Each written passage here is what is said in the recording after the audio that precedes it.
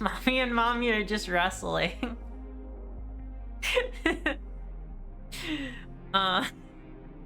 You can't do this in Armored Core. They're fighting, which is a lot like fucking. Well, fucking without the quotes. Maybe fucking with just one hand.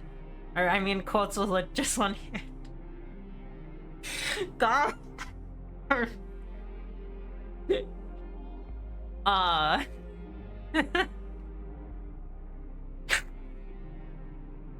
I'm so glad I messed that up. So I actually forgot to save the game before I shut it off last week. And, hi. Hi! Welcome back! So I forgot to save last time, so I quit stream and closed the game, and then I was like, wait, fuck, I didn't save.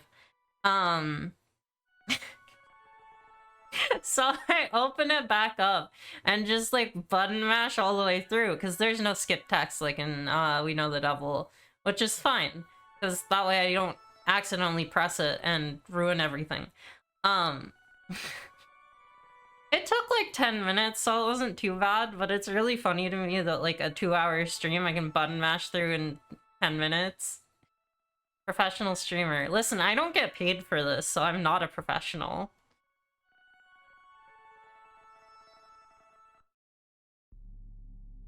Was not my fault in Night of the Woods. You can't blame me for that. We lost power. It's called a... It's pronounced quiche. It's called a quickie. Good.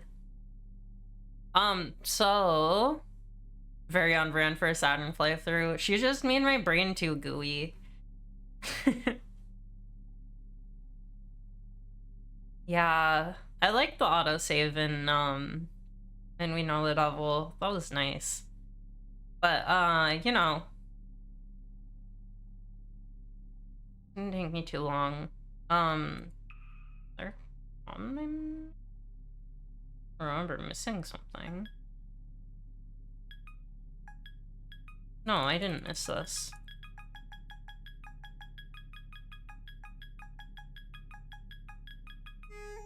Ah, they refresh on reload. Makes sense. So I feel like every once in a while there's a stream where I just like something goes wrong and I lose my save. It happened for Night in the Woods. Well, Night in the Woods I lost the VOD. And that also happened for Thirsty Sword Lesbians. It's Super Lesbian Animal RPG. Man, I want to play more Thirsty Sword Lesbians. They should have put Matrix in this game. She would fit in right very well.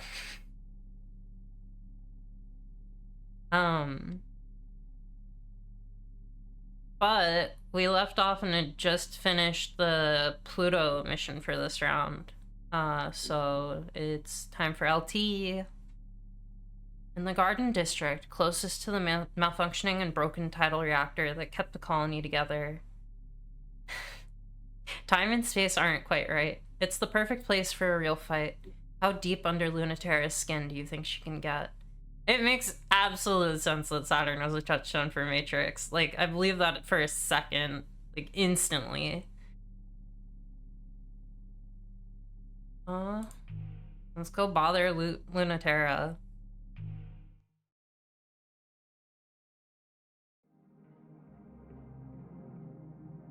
Why do you think she was so annoying and stupid and never shut the fuck up? I mean, I'm the one who gave her a girlfriend that she immediately fumbled. Ugh, this place. You don't feel like seeing home again? Aw, come on. Don't tell me you have any fond memories of the Academy. I do, despite myself, and that's why I don't have any wish to see it again. See it like this. A ruined garden that only reminds us how weak the gravity of this whole venture really was compared to Earth. Not to mention, it was all for something completely worthless, too. You forgot that Layla existed because you were too busy thinking of new bits? Well, Matrix has a lot of good bits, so... one of those bits is Clippy.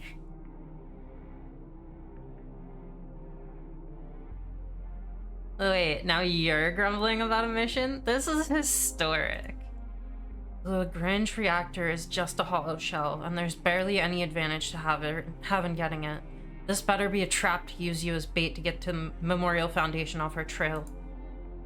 Oh no, what a terrible trap to fall in.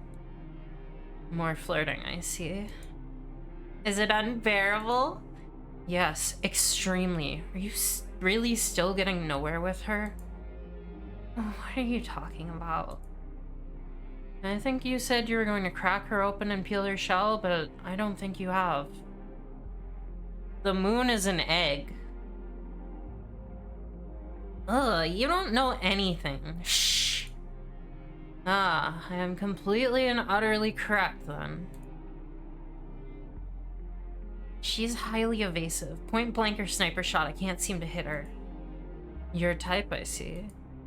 Shut up! I got the Academy's most notorious heartbreaker to look like an idiot at me, so I win. Shut up. She's even stupider than I thought she was. But she's not as stupid as me. Ugh, you're the one with your guts all over the place. Ugh, fine. I'm frustrated, alright? But it's not because I'm not getting anywhere or because I even care. Alright, this time I'm done playing. Happy? If there's anything there, or if she's just metal all the way through, I'm going to find out. If she's that boring, I'll never forgive her. But I'm coming back with guts this time. Fight for real in a fun way. Or fight for real in a fun way. Oh my god. This'll be chast. It is a very good choice. You ever just fight for real in a fun way? A surprise attack isn't very sporting. Don't be jealous just because I got mine off first. You got a wound on me and the Lagrange reactor shell. That's not a good enough deal? No way. In fact, apologize. Hiding so I can't surprise you again is so unfair, Lunaterra. Let me bully you some more. I'll pass. Are you sure? You sure you don't want to get bullied? See if you can find me first. You like cat and mouse games, don't you? You want to try it again? I won't let you just play a game this time. Can you even find me when I'm serious? Then I'll get serious. Lunaterra hides in the Garden District, the one part of the colony she has no memories of. The Garden District doesn't have any trees, or flowers, or plants. It's not that kind of garden. A garden for the children meant to inherit space. Not like Lunaterra, who came in the first generation, teenagers too old and too molded by Earth's gravity to inherit the cosmos. I like LT a normal amount. The second generation was raised here, in the light of the colony center, with the Lagrange tidal reactor Lunaterra remembers like the sun, with the hope that they would grow freely in the latest of gravity, free of Earth's weight. Lunaterra's the one holding the useless shell of that reactor now. Even broken and useless, LT doesn't feel comfortable holding it. It's an unpleasant, untrustworthy object, and it feels wrong to hold. It was made by people, but it doesn't seem like it was. It's a fake, but it's unsettlingly close to what celestial mechanics eventually intended it to be when they seized control of the reactor before the conflict broke out. Something not made by humans. If it's so useless, why don't you just give it back? You can tell what I'm thinking, huh? Or read between the lines? Just like Pluto, but different. Something I still can't understand. You've been playing with her too, haven't you?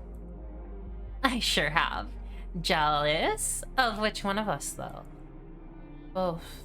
I could never read the story like you both. I'm straightforward. That's not even a little true. You're being way too stingy with the narration. Narration? You can't perceive spacetime as a story? A narration spun out of the ambient gravity of humans? Telling you about everything that is, if you can listen? You can't see how obviously your envy is bleeding out and everywhere, can you? I'm slipping, huh? Letting out more than I thought. But see why I'm jealous? I don't know anything about what you mean. I wish I could speak that language. Yeah, it's amazing. You should be really sad you don't speak it. I just have this absence. Your impression on the narrative is something like spilled white out, a gushing ocean of bleach, which is like a pain in the ass for someone like us.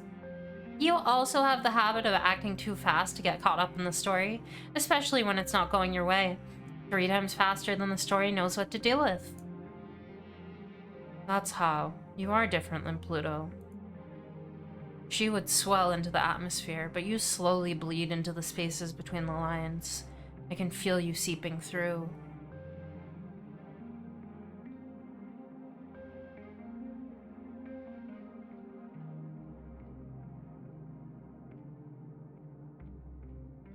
Blurring the lines between one and the other. What is it you're after? Curious? Then stop hiding. The rain-slick streets are looking more and more the same. The weather is malfunctioning, and the moisture regulator is shot, and the falling gravity is doing strange things, playing strange tricks. Mare Crisium's feet are wet. She's afraid. She's falling right into a trap that feels like it's in every direction at once. You can't trick me. Lunaterra dodges at the last second. Or was never there. It does sound pretty noir, yeah. Oh my god, Lunaterra would be a good noir detective, I think. She's got the trauma. She's got the jacket. She just needs, like, a hat or something. I don't know. She's good at beating people up.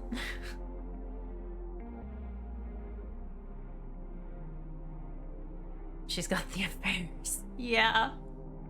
If Saturn bleeds into the narrative, then Lunaterra's trick is having a real habit of interrupting the story just when it's getting good. Good thing she'll never know how much Saturn and Pluto think that's cool. She needs fridge notes. Oh, there's probably sticky notes all around the cockpit. I can see that about her. Yeah, that line's really good.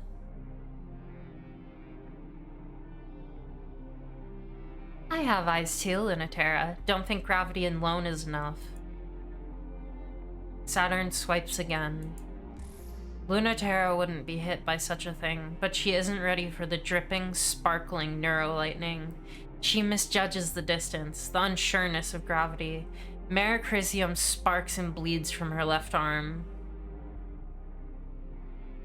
Yeah, she can't read the narration, so she'll never know how cool they think she is. It's good. It's really good. Lunaterra swings her spear, crushes the string of pearls to the ground. It crumples, then darts away, lost in the mist. Saturn's worse off, but her machine will fix itself, and the poison in Mare Crisium's systems is only getting worse. You almost got me, but not quite. Is your game off a little today, Lunaterra? I thought you were going to be serious. You're going to have to do a lot better than that if you want to see me serious. You're misunderstanding? I'm going to cheat. You're the one who's going to have to take this seriously. How is that arm feeling? Still sparking? Still gooey? It doesn't take that much, you know. Have you been cleaning your system regularly? What kind of fight are you looking for? A one-sided fight where you try your hardest and still lose. Looking for payback. What? No. Who cares about that? It's for you. Because you love getting owned. You're never holding back. There's no way I can beat you. You're even stronger than any story anyone's told about you. You always win and no one touches you. If ship self-fights were life and death, that would make you a genius. She's such a brat! I'm not a brat, but I guess I'm good at playing a brat on TV. But they're not. They're made in the image of plastic toys to fight like plastic toys. So that makes you an idiot for not playing along and being honest. Headlights expression, the whole call out. Well, that's how call outs go. She's a sniper. She's not specialized in melee fight. The great drill tweets.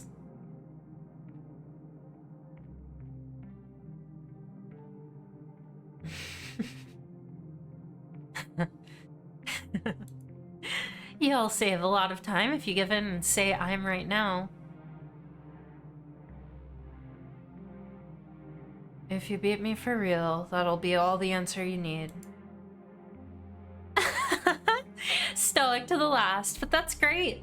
You're holding out on me is actually kind of delicious. When's the story going to tell me what's happening? When are you going to let me hear all about the static in your joints, the trembling in your mask, your slackening grip? I am on the edge of my seat waiting to know. Lunaterra knows that it's true. Saturn can't sense where she is at all, but she knows immediately that Lunaterra knows she knows. Tell me all about that, and I promise, without any hate or fear, I'll listen. You don't believe me, but I promise I won't laugh or hurt you. I can't see you, so you can escape if you want. I'll let you keep that little ball even, and the poison will wear off. But I want to see. Do you want to show me? The mare Chrysium crashes to the ground, skids along the wet streets of the colony. Her legs give out, and her arms are too weak to catch her fall. String of Pearls lands gently, surprisingly, but that's what these ships were meant to do. They were meant to land gently. Even the electrotoxins are tingly, not painful, in a warm, numbing sort of way, like licking a battery with every part of your body. There's no way that Lunaterra can stand up. As soon as she lets it all in, she falls in a mess, totally defeated. I find it so interesting that all of the times that Saturn beats LT, she's fucking with her. And like all of the like siding with LT, you're like actually taking the fight seriously and like treating her like how people usually treat her. She's just completely unprepared for someone like being interested in her. It's great. Or interested in her besides trying to kill her.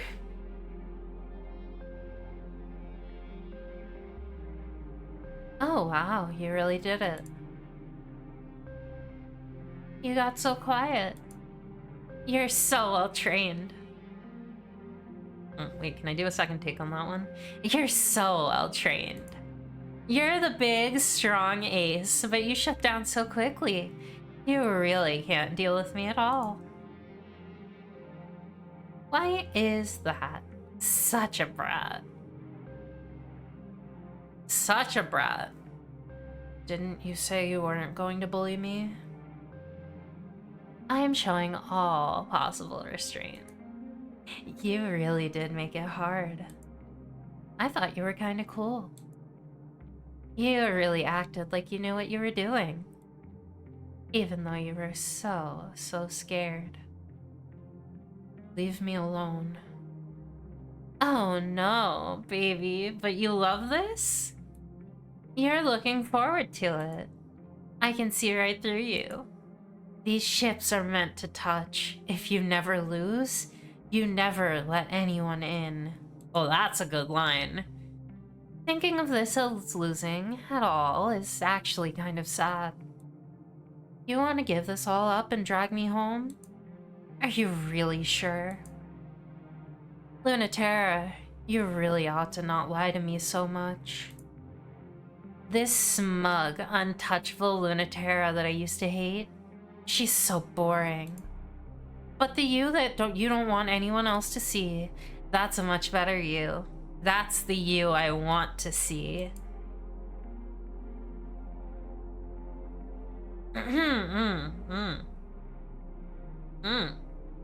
I see. Lunatera is conscious of her own breath, of the unconscious, pulsing rhythm of her ship self, which trembles, and not just from the electrotoxins. She really can't move in any sort of effective way, but what she's feeling isn't fear or even helplessness. Mommy and Mommy are just wrestling.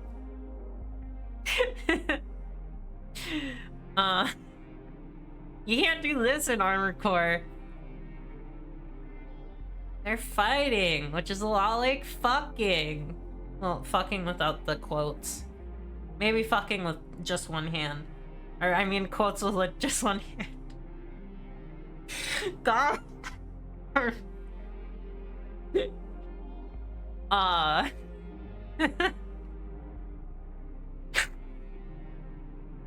I'm so glad I messed that up.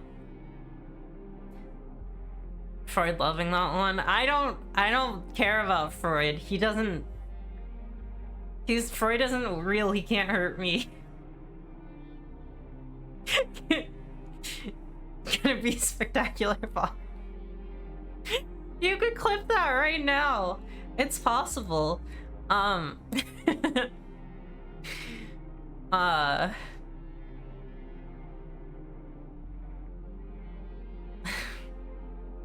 gonna read the sex scene now.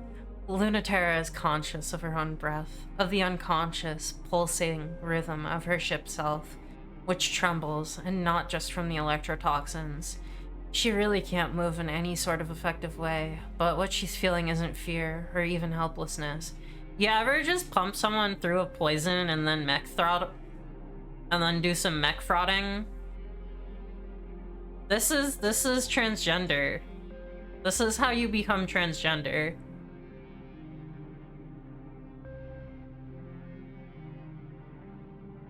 It's anticipation.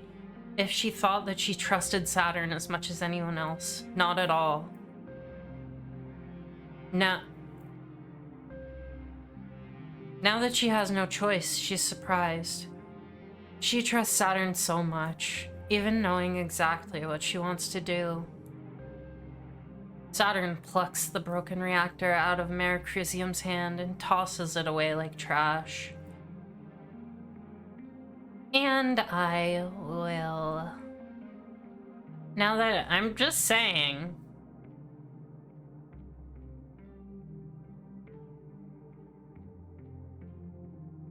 Crisium's got a good spot. Now that I have the power to peel your skin off and see it. Wow, that's horny. I'm really happy. I never thought I'd finally get to see you like this, even though you're letting me. Little secrets just for me that the narration will never tell. For you only. So only I get to see you twitching and helpless? No one else knows? Not telling, but it's just for you, so keep it ambiguous. She is smiling. Got it. I could be straddling you and pinning you. That's certainly possible, but not for certain. I'm not saying anything definite. Double lock them. It's up to interpretation. The interpretation I'm taking is they're fucking so nasty right now. You've got it. Thank you. I've got my pride. Yeah, your pride? Tell me about that. Lunatera, you dropped your gay! It's worth a lot to me. Then I'm worth even more, right?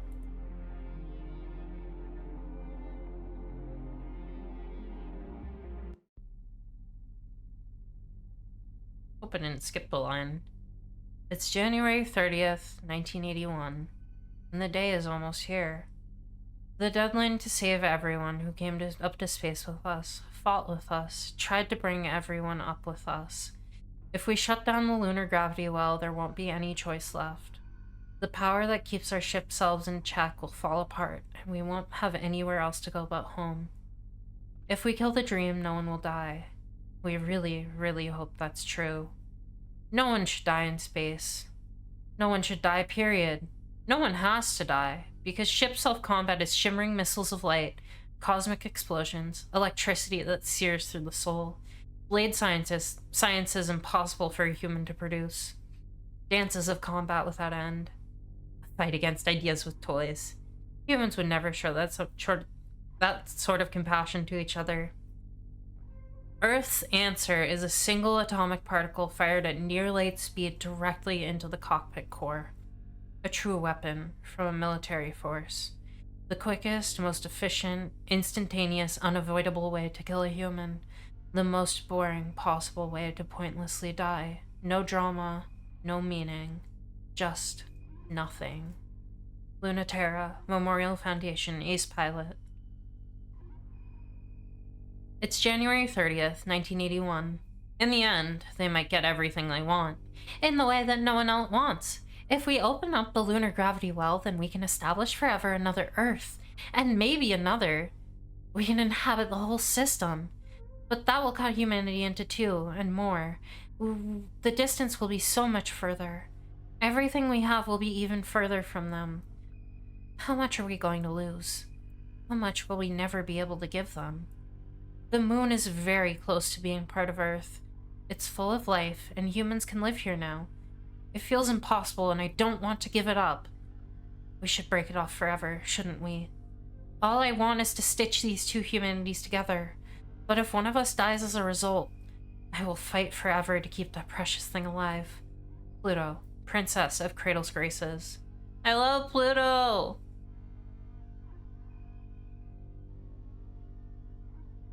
It's January 30th, 1981. They don't name it because naming gives it power, but not naming it gives it more. It must be in every corner, behind every door. Far, far away in the spaces between stars. It is defined and categorized in every human culture, and it is deliberately omitted from explicit naming conventions by Memorial Foundation in favor of a euphemism less captivating to the imagination, such as existential threat, rather than a specific word that would stimulate the imagination. But a trick like this will not work. In the euphemism is a hollow void that can hold all fears and all possibilities. Through gravity, humans decide what is real and what is not. But what is not does not stop existing, and it, like humans, can decide. It's the kiss of inverse, everything that humans can imagine but can't become. The shortcut to attaining it is to forsake everything that humans already are. If a bunch of idiots get tricked into going there, it would make a very convenient enemy for Earth. That's the real fear. Before that happens, I'll tell you a little secret. Ready? Saturn, Celestial Mechanics Test Pilot. Day 7.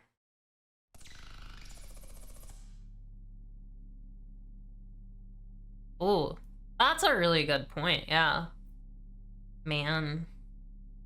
What a fucked up word to use for people. Especially since it's Saturn doing it, and, you know, she's one of the transhumanists. Route installation complete. New OS in operation. Celestial Mechanics fleet collecting in the orbit of Earth's moon. Request for assistance received. Ignore. Awaiting manual input of mission parameters. Assist Cradle's Graces and Celestial Mechanics with the opening of the gravity well and changing gravitational constants to make conflict with Earth possible. Mission created. Get in as much trouble as possible with a Memorial Foundation Ace. Mission created. Calculating gravitational slingshot data from server hack. Ready for launch? Yes. Accepted. Normalizing gravitational slingshot effect. Prepare for immediate launch to Earth's moon. Yeah, she's just got her own agency. It's good. She can do whatever she wants.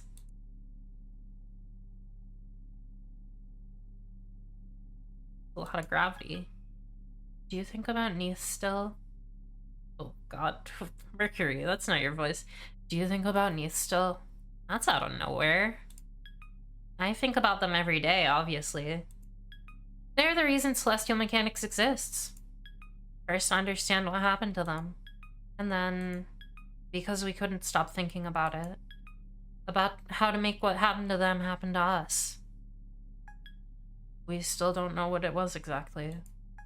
They had us all get together to reach through space and time and contact the existential threat wherever it came from. Binary people love haunting the narrative. Listen, if you're gonna be doomed by the narrative, you might as well haunt it afterwards. No one says that has to be when you stop being part of the narrative. To make sure it truly had been defeated for good. I think they were really hoping it wasn't. We felt the same, especially us who never got to fight yet. Only you post the clip, you mean? Just feel like time to doom the narrative back. That's so Saturn core, though. I can see the narrative, so I'm gonna fuck it up. We reached together as far as we could. And Neith reached farther than anyone. I didn't think it would have been them before anyone else. But I didn't know them. Was it that they reached too far? Or what? Or something reached to them? What's the difference? In the end, they got it. Whatever it was. Are you having second thoughts? Maybe. They were the only one. I always wondered why that was. Were they special in a good way or a bad way? Were they chosen? What would be the criteria? We know it's none of that, though. Just a lonely, unchosen child, without so little presence in this world that they fell into another one. That's how it is. The only trick is how to do it on purpose. That's just it. Are we too attached? I want to be something new and share it with everyone. Am I too heavy for the apple? It's a thin line between falling into inverse because you had hope, and because you don't have any left. Am I too heavy for the apple?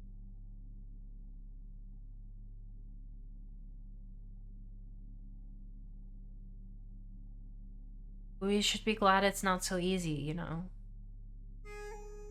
Oh. By Mercury. Subject: Why children? Author: Director Nix. Origin: Memorial Foundation Space Program documentation. They aren't children anymore, but when they were pilots, they were, for all the obvious reasons that children are more suited to be pilots than adults. Since the decline of the space program, there have been fewer and fewer waves of new recruits, and the current pilot generations have no successors. Adults are serving as pilots because there are no longer any children in space, and adults should not have to serve as pilots. It would be cruel to send children to fight a war so that adults don't have to, especially as adults that have far more powerful tidal forces than children. In their physical and metaphorical manifestation, tides are the measurement of the authority that culture has over the universe, the light of the soul that turns all impossible things into our dominion. The gravitational forces of children are weak enough to perceive and engage the existential threat without obliterating it instantly, and a cancer that exerts a subtle influence in the back of our unknowing mind. They are suited to protect us for it. That's really interesting, knowing that, like, the existential threat and the devil are the same, you know? Because you need two. I don't know if that's what it's going for, but I'm thinking about that a lot now. For this reason, Memorial Foundation has pushed against traditional cultural institutions for engaging existential threats with this more humane practice, due to the resiliency of children and detrimental long-term effects contact with existential threats has on adults in the vast majority of cases. In some exceptional circumstances, contamination lingers in children. Their gravitational forces never achieve sufficient power to extinguish the existential threat without resistance, Without the title, forced to challenge other adults, they remain in limbo, unsuited to anything else. The remaining small percentage of the original pilot program that continues to reside in space is made of such cases. Newer version proposal. Origin: Memorial Foundation Central Classified. Author: Memorial Foundation, Celestial Mechanics. Water.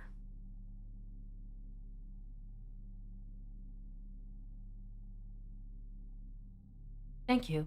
I'm no different from my former colleagues. I think we all want the same thing, ultimately. Every one of us. I implore you to be forgiving of them, though not of their methods. Many of us are thankful for the ending of the Cold War. The paranoia and suspicion that accompanied the strength of the existential threat in this world as it fed on the trauma and malaise and discontent of the world after the war. But I think some of us must have some reservation about the future.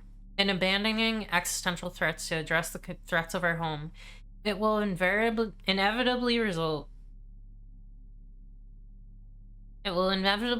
in us turning to conflict between humans once more, and in turn, the existential threat will thrive. We are looking for the smoothest, most uncontested future. I won't lie, this will not ensure happiness for everyone. In fact, it may be difficult to understate how much it will ensure for the opposite for what we will ensure are the very few. But what I'm proposing will ensure the maximum happiness for the maximum number of people. And what else can we do? That's such a nothing excuse. Like, people will benefit from this. How? Don't worry about it.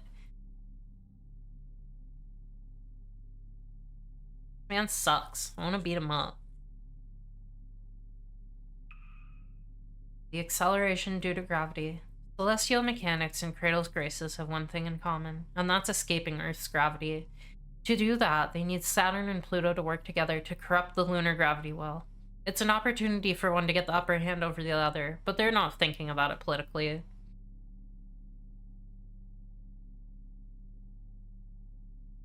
Oh, did Automod get you for something? I didn't even see it.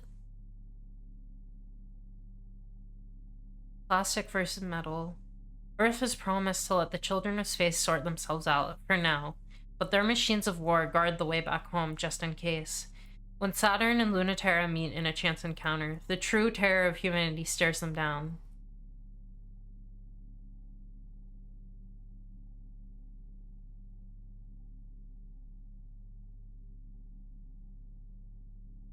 Do I do Pluto or do I do Lunaterra?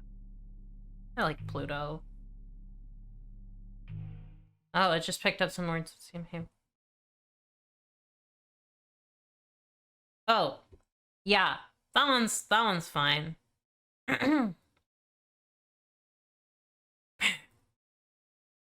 It's fine to alienate and abuse queer people, actually. Who cares? They're a minority. They have it as pretending that's somehow righteous. Yeah. There's not many words, like, I explicitly, like, don't want people saying in here. But, you know, they do exist. How's the new equipment fitting? It's not that much weirder than how it was before. This mission really is a weird one, Mercury. This was always the plan. You know that. The lunar gravity well is the anchor that all tidal reactors resonate with. It's how ship cells maintain their form, how colonies on other planets and orbital bases and ships maintain environments humans can survive in. Gravity in both the literal and figurative senses is required for us to live in space, and without it, we dissolve into the universe, become everything that humans aren't. There's a lot of that in the universe, if you've noticed. If we want to turn into something interesting and specific, we have to make sure that we're controlling the aversion process. Is it going to work? Probably not. I wouldn't trust Iapetus to do this right. There's nothing in it for him, so why would he care? When he lived on Earth, he had everything he wanted. He isn't like anyone else who came to space. He's just flirting with the idea of transcending human limits for boring reasons and only for his. There are no places left on Earth to conquer, so he wants to be the first to own the future. If this actually works, I don't want to share it with him. Oh, you don't have to worry about that. I told you I was playing this how I wanted, right? God, yeah, it's so much to, like, be the one to transcend humanity because you want to be the first person to do it. And wanting to transcend humanity because you need to really feel right. I'm not letting him have this. Saturn tempts Pluto to fall in with her. Or Pluto tempts Saturn to entertain a silly dream. Favors celestial mechanics.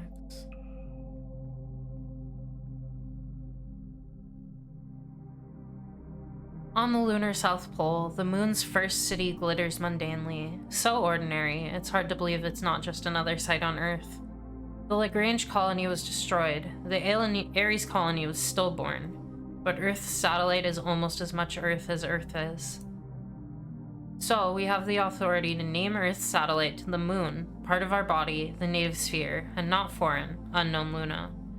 Even if the space program is ended, the moon will remain for a part of Earth as it once was, before a cosmic event tore it from Earth. Reclaiming the moon was a historically and existentially important event for all of us. Except for this impossible tower on an impossible mountain in a point of eternal light, which is not so earthy yet. The gravity well is suspended. Yeah, I was just thinking that. Like, ugh.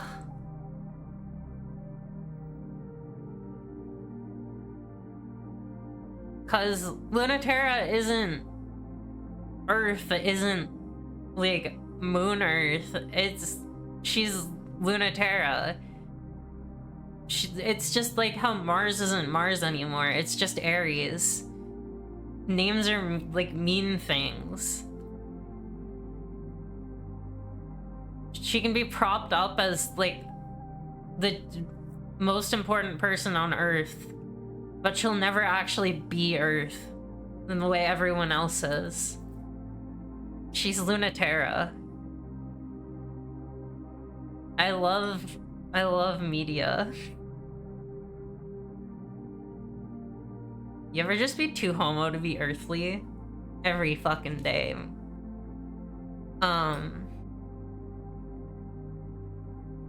The gravity well is suspended directly above the tower's point, resonating with the Earth, to keep every wayward human in space grounded. The moon has been taught almost all of Earth's gravity, but not quite. There's still some possibility left. That's also thinking about Lunaterra there. You're quiet. Are you up to something? What makes you say that? The tilde, but also everything else. Hey, I'm being very sneaky here. The string of pearls and Krun macula circle around the small, glimmering void of the gravity well. For all the good it might do, Celestial Mechanics and Cradle's Grace's capital ships are standing by. Just not too close. Who knows what could happen? I should be suspicious, shouldn't I? I think you must have some sort of evil plan. Of course. You should always be suspicious. I'm shifty. I'm here to gain the upper hand. Good. That's why I'm here too. Still, I don't mind if it's your evil plan that finally succeeds, as long as it's yours. You're trying to fluster me. Try harder. I mean, it is working. I just want to get flustered more. You're in a really good mood. So, I'm extra worried. More worried to be working with you than all the times fighting you. She's so good. She's so... Listen. I would not be surprised if, like, String of Pearls is, like, directly responsible for how horny this woman is sometimes.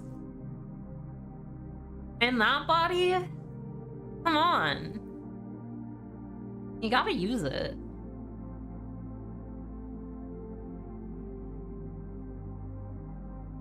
Not in a bad way, though.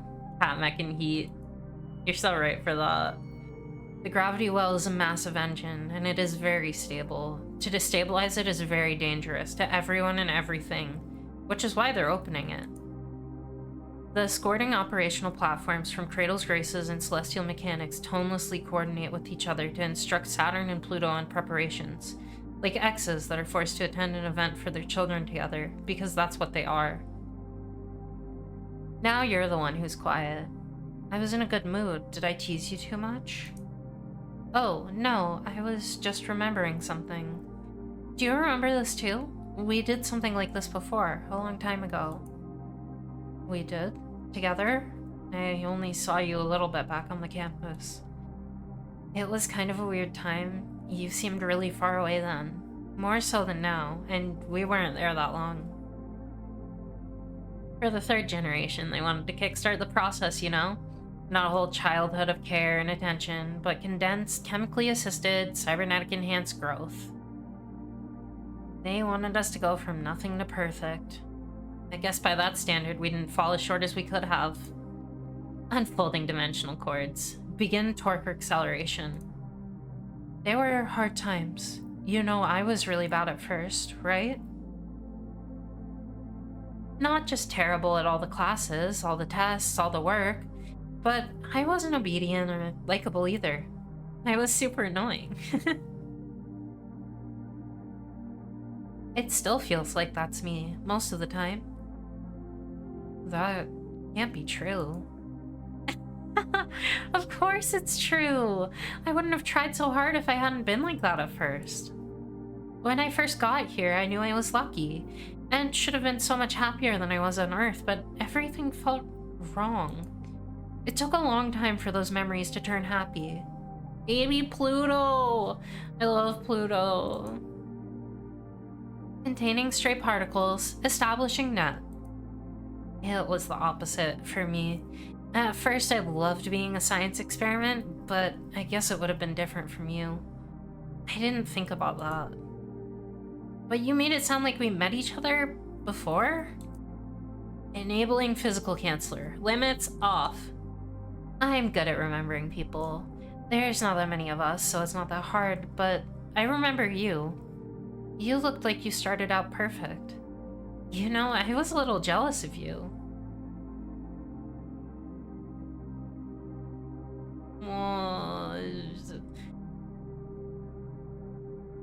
Sometimes you just have the same trauma and you have to process it together. I guess I said that before, like, with Mercury and Saturn. Saturn's got a lot of trauma, huh? I'm not surprised you don't remember the one thing we did together. Everyone was there, and we were just thinking about what happened and not anything else. Oh. You're talking about... yeah. That.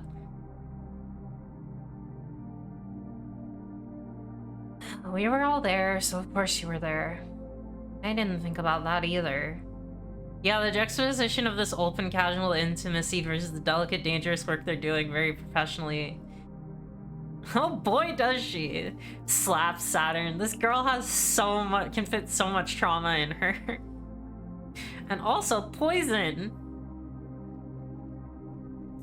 Nyx, Iapetus, and Europa all wanted the space program to justify its existence. Earth didn't agree. The alien threat that we defeated with such ease wasn't even worth it. These babies are so trauma bonded. You're right.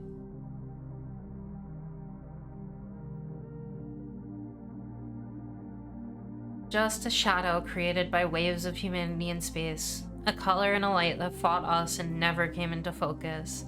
Dead girls recognize each other. Ugh.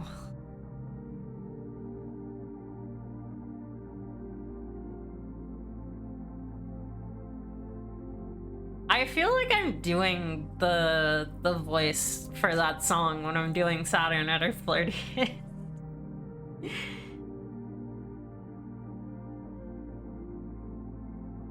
Mutant bitch to mutant bitch, lab-grown girls. Yeah. So, they had us all come together over the gravity well, just like this, to see if we could pull whatever they were more fully into our universe. And then it went so wrong. That was when the space program really ended, wasn't it? We never should have done it. It was risky and no one knew what they were doing and everyone was desperate. I don't know. Maybe Neith doesn't feel the same way. The tiny point of glimmering darkness in the gravity well sometimes shines in such a way that for a moment, it seems like there's something inside of it. I hope that's true. I want to believe it.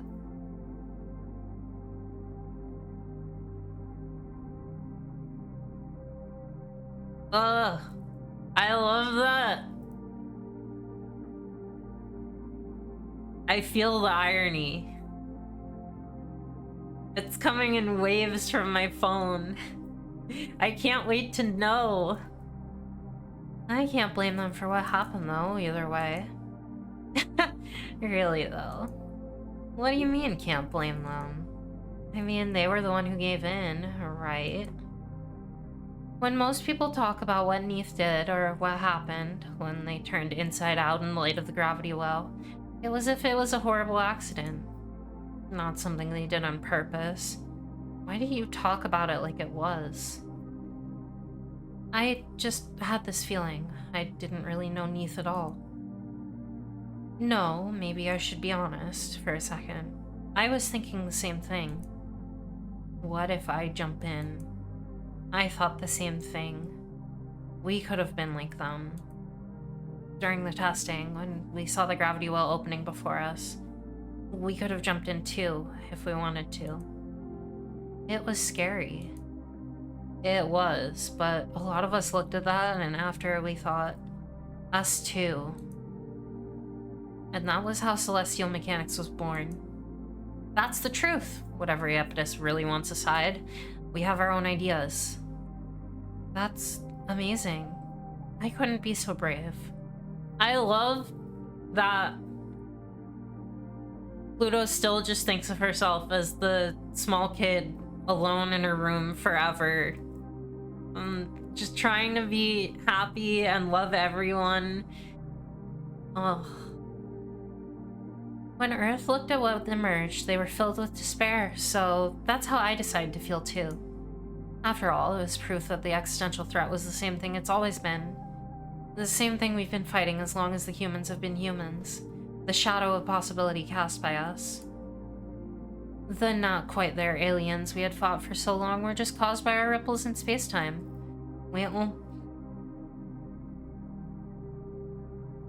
Rude. We only had ourselves to lose and nothing to gain by fighting them. Where Neith went and what they became, only Venus knows. Only Venus knows, huh? What did you really feel in that moment, before you told yourself otherwise? I'll tell you how I felt. I felt smug. I mean, I did everything right, and that loser messed it up. Venus good. I love that girl. When I learned it was the end of the program, I was mad. But when they demoted me from piloting anyway, I realized I was the fool. It was an important lesson on not being a good girl. You gotta be a worst girl. Stabilizing reaction. Synchronicity perfect. Hold until stable. I feel like I know you a little better now, Saturn. Me too, in a new kind of way. Now you. What did you really feel? The gravity well opens. The reactor is turned inside out from shining light to infinite black, drawing in all that is and emitting all that isn't yet. But with gravity itself, the weight we have in the universe, the alone is all we need to touch. Oh, there you are. I knew we'd only get a moment to touch. Do you maybe think sometimes of falling in? Even you must have thought about it. Core resonance in perfect conditions, ready for full release. Gravity well unbound, all stability checks nominal. Here it comes. Back then, I almost did jump in. Saturn conveniently censoring so the game is Twitch safe. I have put tits on this website, not my own. I've played Mass Effect. I haven't had to censor any sex scenes. It was fine. We're good. Now YouTube might be another beast. It's okay. This game is plenty horny without needing to show any skin. Or, you know, in some cases show a lot of skin because the mechs is the skin.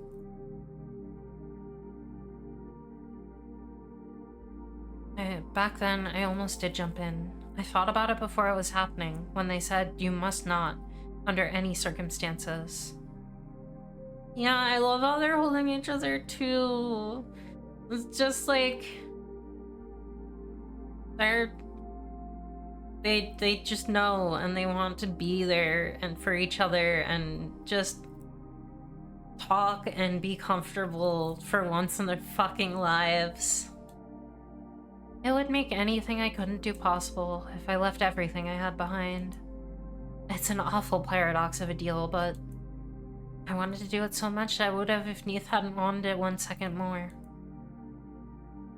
I've never told anyone that. Saturn's expression lives deep in your brain. I can, yeah, I can tell. I can see why. You're really good at seducing people, Saturn. If I gave you the chance to fall in again, would you? I think these girls might be gay. We're gonna have to do more tests. Would you fall in with me? Oh, just you wait and see. The gravity well shines. It's collapsing into a star. Everything is starting. The opening was peaceful. Perfect. No problems. Would you fall in with me is very beautiful. Yet there is a feeling, like the fluttering of wings deep down. Day 87. Oh, I can only pick one. I see. Or maybe I didn't get a chance to... Maybe I should have done Lunaterra's. Oops. I'll get another chance at some point. Oh, wait, no. Sorry, I'm stupid. I just forgot how the game works. Everything is ready for you. Yeah, I wish you would let me help you more. You'll be fine back home. Without a ship. I envy you a little bit. Piloting is for girls and jocks. It's not my thing. But I wish I was coming with you. Sometimes. A very, very tiny bit. Mercury, we are very different. But I love you. We're parts of the same thing. We wanted the same things. And I'll walk alongside you until we get them. Really? You're not leaving, possibly forever? If I'm leaving, you're coming with me. If I stay, I'll bring you home. You know you can't rely on me for anything, but you can count on me for this. Right, lesbians. Well, these aren't the lesbians. I mean, I guess there's an argument, but... I promise. I promise. You promise with correct punctuation and capitalization? So you know it's real. Sorry, I have to go lie down and cry? What the fuck, Saturn?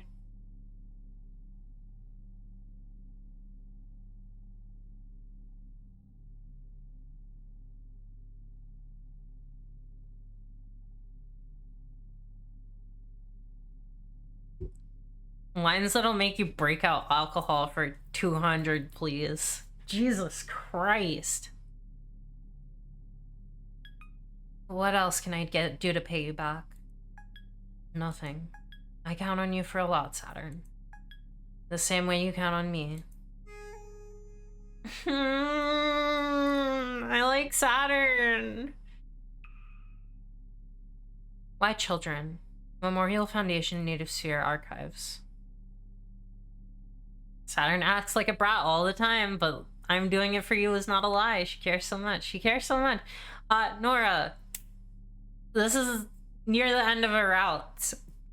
So, it's completely normal for you to not know what's happening. We're going to become the next stage of humanity with our two weed-smoking girlfriends. Nora, you just missed, mech frauding? So, you know. I'm 100% not joking about that. That's what happened. There was a picture and everything. You're so past girl kissing. Girl kissing was We Know the Devil. We've graduated. By the end of the space program, with recruitment having stopped almost a decade before the official decommissioning of the space program, all the pilots had become adults. Wait, didn't I read this? You're basically butchered an engineer because you fixed your sink. That's not how it works.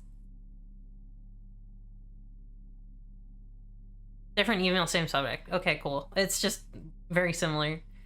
And I have bad memory. Yet they were recruited as children and spent the fiercest years of fighting against the existential threat as children. Much like criticisms levied at scout programs on Earth, it was a motion that the Memorial Foundation considered heavily in deciding how to recruit their pilots. Children have no special piloting qualities, with much weaker tidal authority than adults, who, of course, have the tidal authority to engage other adults. This is... She's a STEM teacher, so I think she would know. I'm literally an engineer. Non-practicing.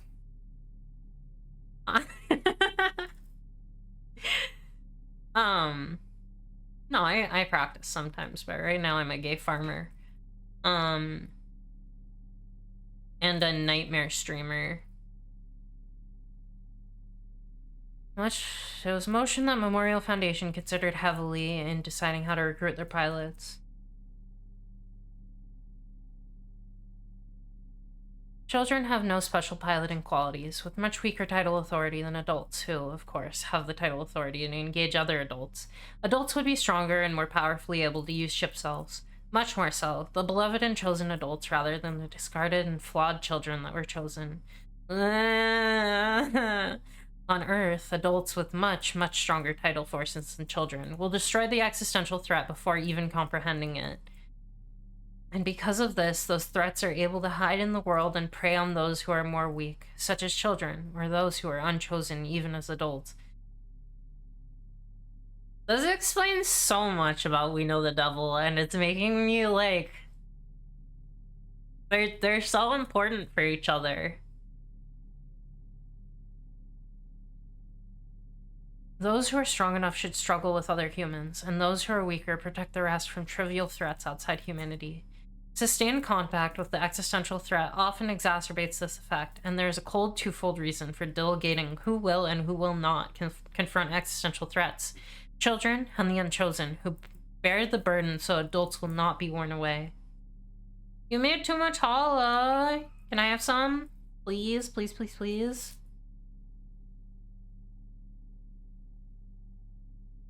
Sure. Nice.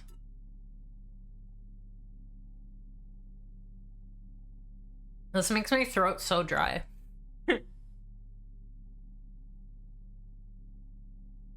Plastic versus metal.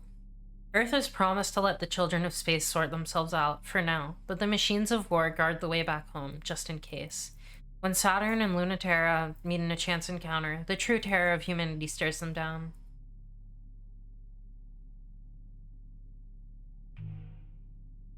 Oh no, your bread machine broke. I'm glad you're not having a panic attack about it. What part broke? Spinning up tidal reactor. Frequency double checks first turn. 100%. Frequency double checks second turn. Stop and spin them again. From 0 again? Where were they at? 99.999999999%. But it doesn't matter. They should be at 100%, so we're spinning them again. Oh no, did one of the knobs break off? Mercury, if I go out and die, it's not going to be because we didn't quintuple check every reactor pulse. Saturn, this time please, could you listen for once? No matter how useless I know that telling you this is. I know I say this over and over, but can you listen seriously? Tell me you're not going to be you're going to not be risky this time. It's not a game anymore. This mission is different. It's not ship self to ship self. Those troops are real weapons from Earth. It's designed for threats that are real, not existential. Oh, they don't even let Lunaterra handle threats that are real. She only can handle brats and very, very good girls and horrific monsters. They're perfectly capable of killing. Saturn, please do not get yourself shot by the cops. That's exactly what he said.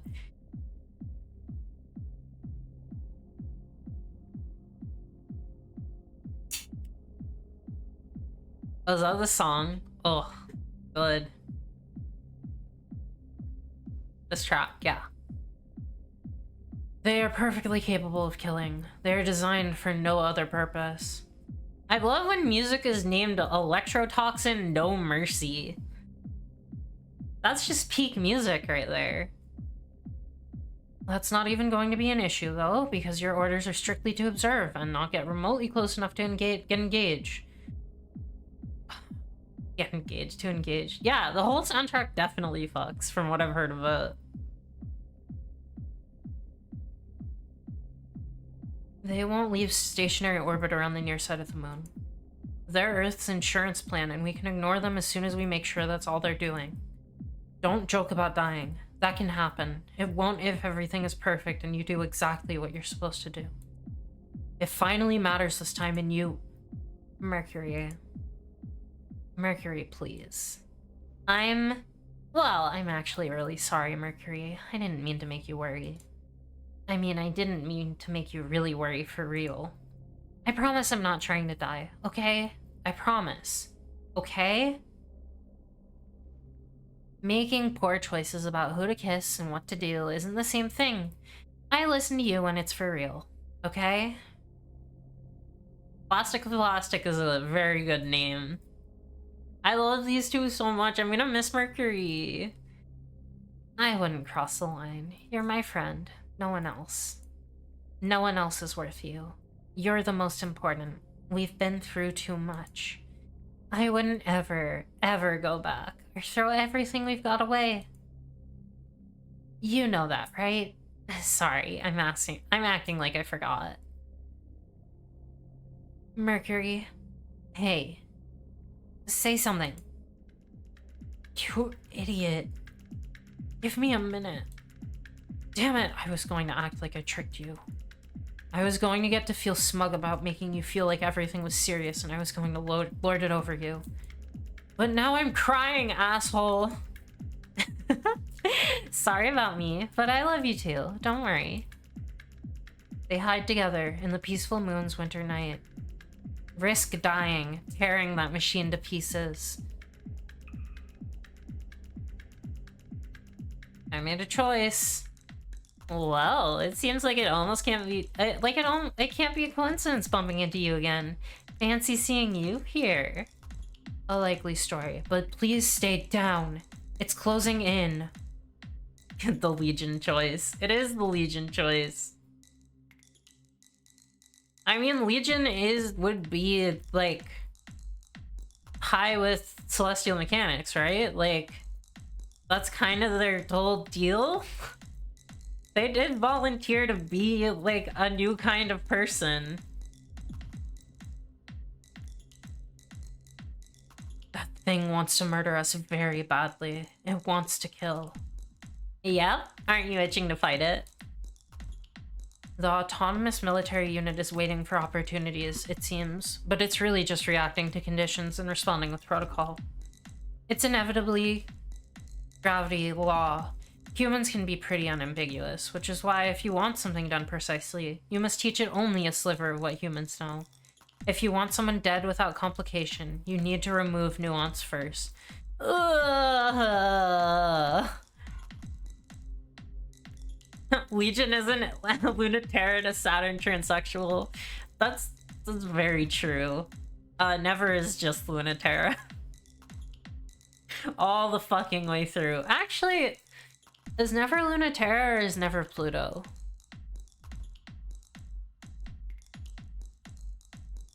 I'll have to think about this. Never is good.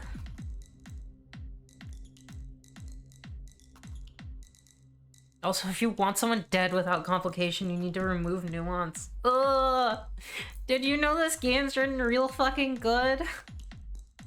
It doesn't have any kind of morality system or decision-making process. It's very non-discriminatory. Just gravity and nothing else. It's a gun and not much else. So maybe you should stop harassing it so much. It's annoying though. I want to bully it. I promised I wouldn't tangle with something if it was really late for death. But now that I'm here, I'm too tempted. I just absolutely want to tear it to pieces. Completely destroy it like it wants to destroy me. You ever feel like that? Even when you're terrified? LT to Saturn transsexual is so funny to you. You don't even have the context. You don't even have Legion context. But I guess I don't have this game context. Lorelei has all the context. Especially then, but it's not worth fighting. Not at all, even a little. It's like fighting gravity or a whole planet. What can you call winning against something like that? There are a million more. You can't have a real argument with something like that. They sent autonomous troops because they didn't want to have one in the first place. It just goes to show they really don't care about what happens to space or anyone in it.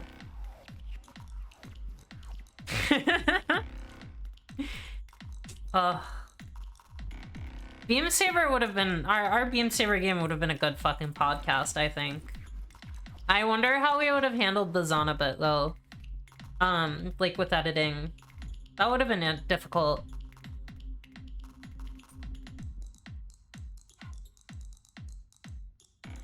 Or they do, and they want this badly to believe they don't. You're going to hate this, but...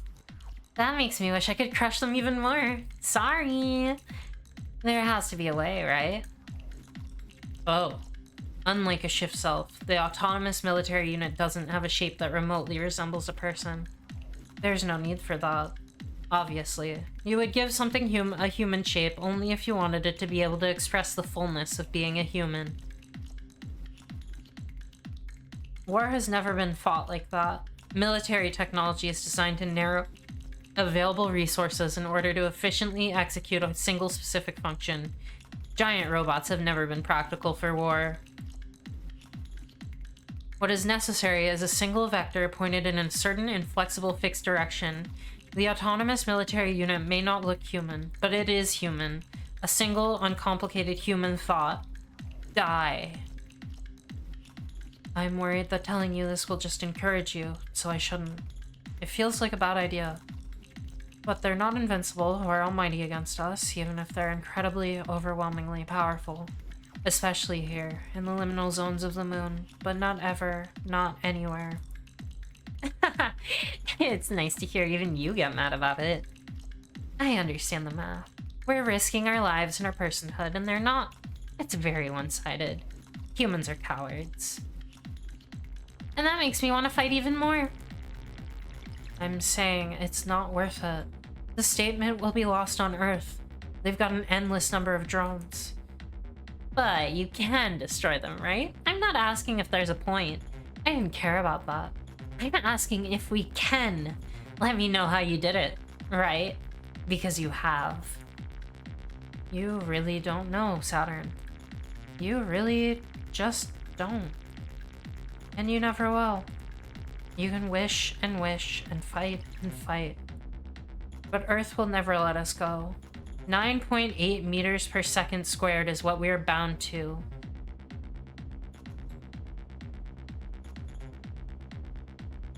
Why are you saying it like that? Why do you have to, like, put gravity in its exact amount of force. That's just Earth's gravity. You have so much more now. Your weight and 9 are nothing compared to that speed. Or that's acceleration due to gravity. Earth's gravity. We can't even scratch the surface. But you're right. It was stupid. But when I was with Cradle's Graces, I destroyed one. Pluto made me promise to never risk my life over something like that again. That's a huge brag, but given all that, kind of a crazy thing to do. Why? Not that I don't think it doesn't rule. I was feeling the same way you were feeling. Pure spite. Yeah, Lunaterra did grow up molded by Earth's gravity. That's right. That's the pull she always feels. I was feeling the same way you were feeling. Pure spite. I'm not quite as bad anymore. At least, I'm trying not to be. I know that feeling. It's easy to bet your life when you don't care whether you lose it or not. If we fight together, we'll be betting on each other. It doubles the risk and there's still no point. Is there really no point to it though? Useless. Okay, that's true. But not pointless. You're so clever, Lunaterra, but you have outsmarted yourself. And now you're believing there's no meaning in fighting against that blind and unstoppable force. I can't wait to get the full context of Pluto and Lunaterra too. I definitely know what battles I want to fight. The senseless eye of the autonomous weapon fixates on their location, but the string of pearls doesn't give it time to get inquisitive. Saturn's closing the distance, cheating distances. It reflexively attempts to close distance too, but its calculations seem to be constantly just off. Saturn, come back! What did I say? Were you listening to yourself? Aren't we doing this? Are you gonna prove my point or what? Oh god, that's Saturn. Are you gonna prove my point or what? It's no big deal for you, right? You've done it before, right? It'll be twice as easy now. She's the most absolute perfect brat and I love her. So don't make me fight it alone. That would be fucked up. It'll be heroic if it's the two of us. So come on, enable me.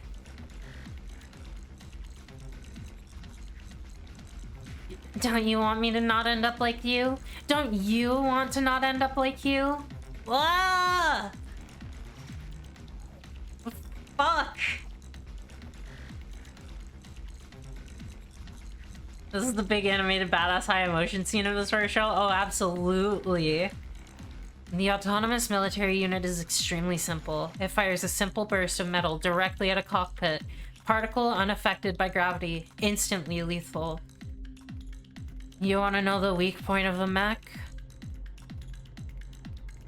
It's the fucking pilot. It takes all the drama and expression out of fighting. The ultimate anticlimax. That's why true combat is ugly, arbitrary, horrifying. A struggle for power in absolute terms. Not a romance like fighting in a perfect body can be. It's only because you did something so stupid that I'm joining you. A blue elusive streak. Unmistakable but impossible to pin down. Follow Saturn. The double meaning of anticlimax, given all the mecha horniness we've seen? Yeah! Liar, fake, hypocrite! You've never smiled as much before as you are right now! Against even a single autonomous new unit, not dying starts out hard and keeps getting harder. Saturn can cheat the distance. It's the reason she isn't instantly dead. Their targeting is flawless and predictive, based on clear indentations made in space, time, culture, by gravity. But Saturn just cheats. Every time she changes the math. And every time it adjusts to correct and keeps getting smarter and harder. Still, Saturn does math better than it can. Lunaterra will die if she thinks to herself about what's happening for even a single second. So she doesn't. She verbs instead. Do this, do that, make it real, make it happen. Don't think or blink. Simply and possibly always be doing, always be being. Don't get hit and never die. Nothing like life or death to remind you that being alive is great, and in that state you can become infinitely capable of fighting tooth and nail no matter what. I feel like there's a really good parallels here to the endings, and We Know the Devil. It's two against something not quite human. They each can do something that no one else can.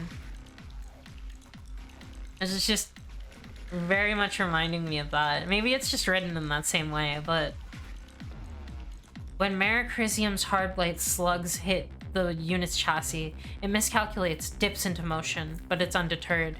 It can endure much more than that. You ever think about Legion never fighting Elrith? Ugh. I love that pick so much, Lorelei.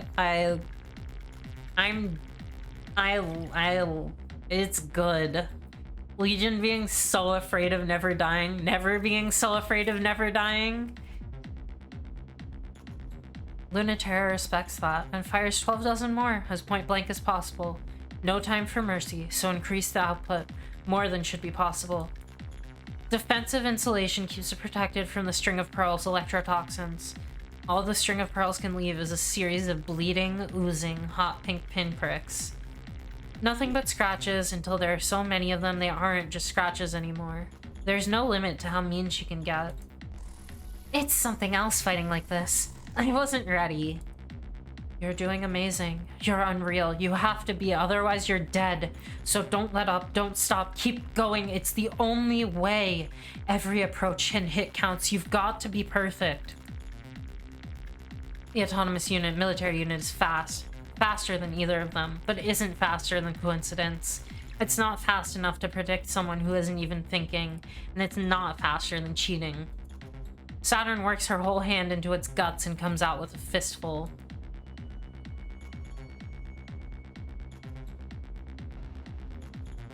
It has dozens of redundant components, designed to withstand unreal trauma and continue fighting, but there's a slight delay as the failsafe switch circuits. That moment is time enough for Lunaterra to plunge her iridescent blade into flailing sensors that burn into white light.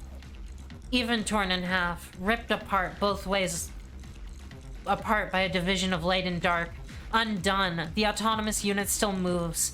The only way they will win is to be completely thorough. Pull the guts out every which way, never show mercy, and never let go until they've bathed in it, head to toe.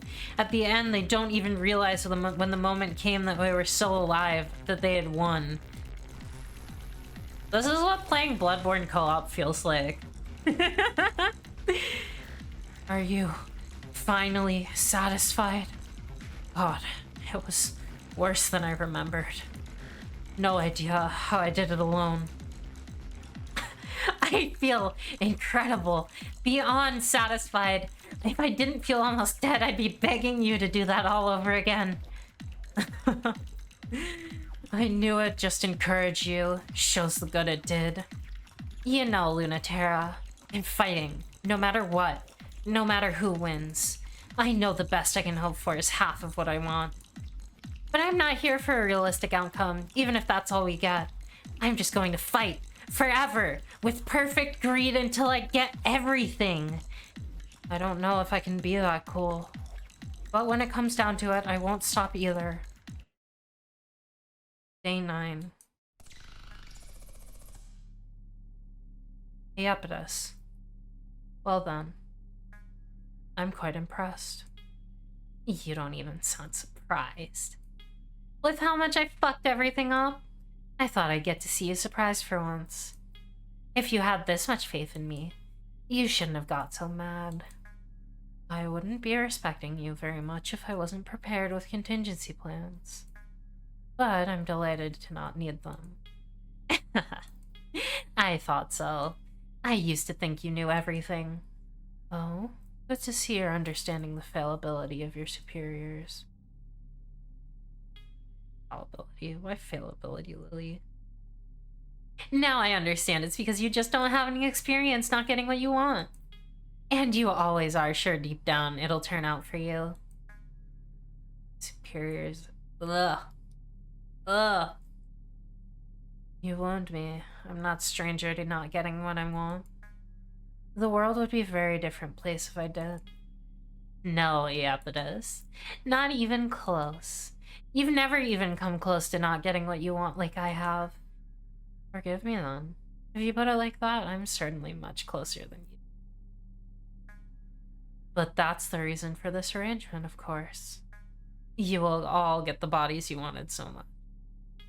And Earth will have the villain it desires. Oh, so you are that clever. What of it?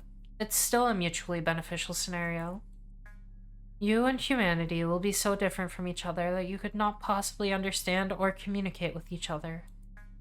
Both sides can fight each other with abandon until the end of time and never hurt those they love. You will have yours. We will have ours. If you have the will to abandon your own humanity, then abandoning the rest of the human race who never cared for you in the slightest should be trivial. Ah, you don't know how relieved that makes me to hear. You really don't understand. Whether it's spite or love, no way I'm not sharing this gift.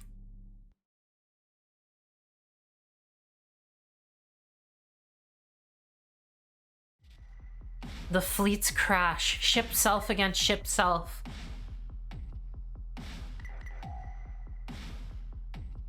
Silly you, my beloved. Nah, this apple's for everyone. In the shadow of the gravity well, none of it is visible from Earth. A quiet conflict. Not a war, as has been stressed. It's more like a very pointed argument. It could be a conversation, if only they understood each other, and sometimes they do. It could be kissing, if they loved each other, and sometimes they do. With the gravity well open, unrestrained, they fight weightlessly, under the full weight of their own gravity alone. A truer way to fight than anyone has experienced before. To fight with one's own self in the full weight of one's gravity, in the hollow weight of the inverse, is the only time this will be possible. Our true power, unrestrained. Celestial mechanics simply takes advantage when no one else is looking. Celestial mechanics made no plans to win. After all, there's no way to win in this sort of conflict. The winner only has to prove a point. The way that Celestial mechanics accomplishes this is simple. True to themselves, without the weight of gravity tying them to Earth, tying them to orbit, holding them in their human forms. What happens next is the natural result, and that's what proves their point. It isn't immediately clear anything is wrong. It happens naturally, as a consequence of truly unrestrained conflict. Each one climbing to the top, seeing how far their limits are, and realizing suddenly, there aren't any. When the first pilot sends her reactor's limits past the theoretically possible range, her reactor averts, and what only existed deep inside is now the face she wears. A perfect, unbelievably true self. So true it cannot exist even in orbit. Until she's joined by another, and another. In unison, their gravity holds them together. Good job, Saturn. It's exactly how I imagined. We don't even ever get to see his face. Not having second thoughts, are you? It's everything you wanted. And it will be good for Earth as well. Your infection of the gravity well was perfect. And you will successfully fuse with your ship self, just like you wanted. It's for our happiness too, of course. Humans will get to live as humans, aliens as aliens. And you don't get to be human, freak. God, the subtext there. As enemies mutually agreed upon, with no possibility of communication or reconciliation. And no conflict or guilt on our own sides. Humanity shouldn't externalize all their problems, but I think we can still manage progression with most of them. And with your hands already sunk into the gravity well, I should tell you it's technically too late. Things will take care of themselves from here. And thanks to your actions, I have had more than enough time to prepare for re-entry. I knew it would be that easy for you to ditch us. Not so. I still find you all so fascinating. Leading such beautiful lives. I have regrets, of course, but I have a real world to go back to. Oh, I hate him. He's so gross. Gaslight, asshole, fuck off. I'm not having regrets either. I'm only mad about how much you're underestimating me. Because you think I'm satisfied only getting what I want, and not greedy enough for more. Saturn breaks open her circuits and the immersion starts immediately. She can feel the gravity well pulling her inside out. The secret within humans to be pulled to the fore. She needs it, but not just yet. I wonder what it is you think you can do at this point. You've already conceded. Unless you're hoping for some reconciliation between humanity and the alien. That is, by definition, impossible. It must not be too impossible, or you wouldn't be training all your weapons on me. Whoa, I am impressed, because I finally have no idea what it is you're doing. But just because I don't understand doesn't mean I'm not going to prevent it. You have no understanding of what the violence of actual combat is like under Earth's authority. The Iapetus is... Oh no, not the fucking French. The Iapetus' Roosevelt Terra is equipped with certain features that allow it to divide and categorize. It's an abstract ability with a lot of applications, sophisticated and sinister, and the warrant of Earth itself behind it. So Luna Terra figures the best solution is to just shoot him. A lot. It's honestly a very good solution. Iapetus buckles, and whatever he thought he was doing, he isn't. Huh. Easy. That's because the hard part is coming next. Promise? You say that now. But thanks for going along, even though I didn't tell you anything. I know how to make the best of a bad ending. I like Saturn! Hey, it's not anything worse than whatever you had planned. Probably.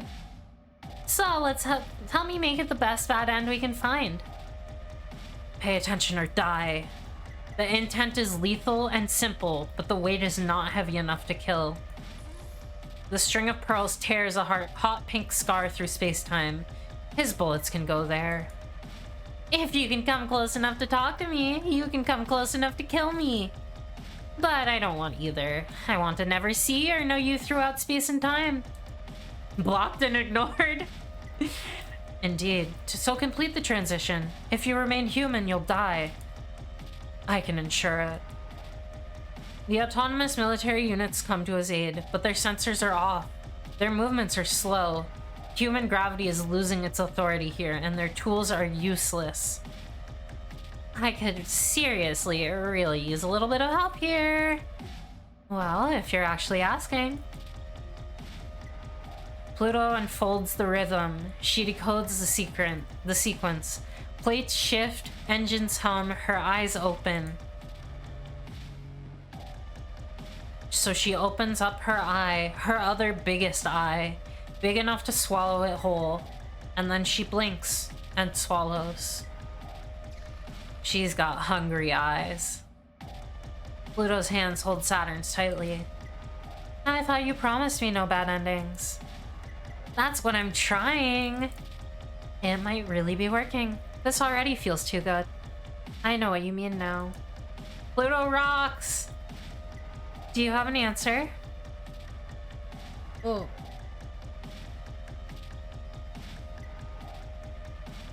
Ooh, I am stiff. I've had a lot of chair today.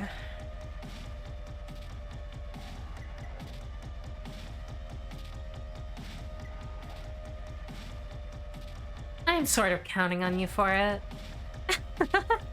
You think I know how to find the good future in all of this?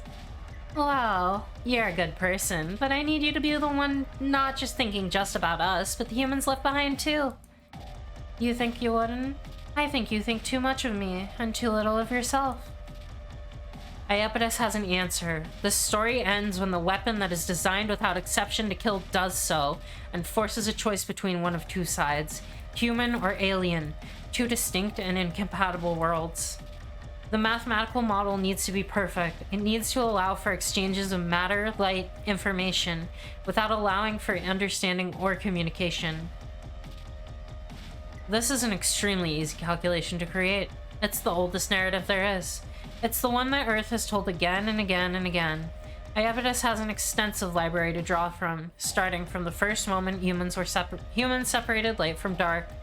There's a way, and fuck off with this, we don't want it. Saturn throws that narration out. Why should it work like that? Why not make up something completely different? Who says physics work this way? Who says the calculations turn out that way? Iapetus wants us to take the fall. For everyone. For Earth. For us to scapegoat each other. I hate that. If our cores collapse, a world where anything is possible arises, and at the same time we will close off all the possibilities that make us human. The existential threat we always feared and hoped to unite us will be real, and they will finally have a real war. I want all of that, but I just want to add a little tiny bit extra to it. Iapetus wants to reduce the only information it will be possible to exchange between us to violence. But you want for something different to be exchanged. So that we can't hurt each other, but that we can something else with each other? It will have to be very small and very imprecise. At least it'll be something different, you know? There's no chance of going back to being human. Not zero chance, although we won't even remember what being human is, so it's pretty low, I guess. That's good enough for me. Let's hope it's good enough for us all. There's no limit to how big we can get. Size is a funny dream. It's relative. It doesn't have to matter anymore. It can be set like any other variable. As the gravity well draws matter towards it, and even light, it emits a not energy, a not light, that can perfectly make up a body just as well as all that. Big enough to be equal to the Earth.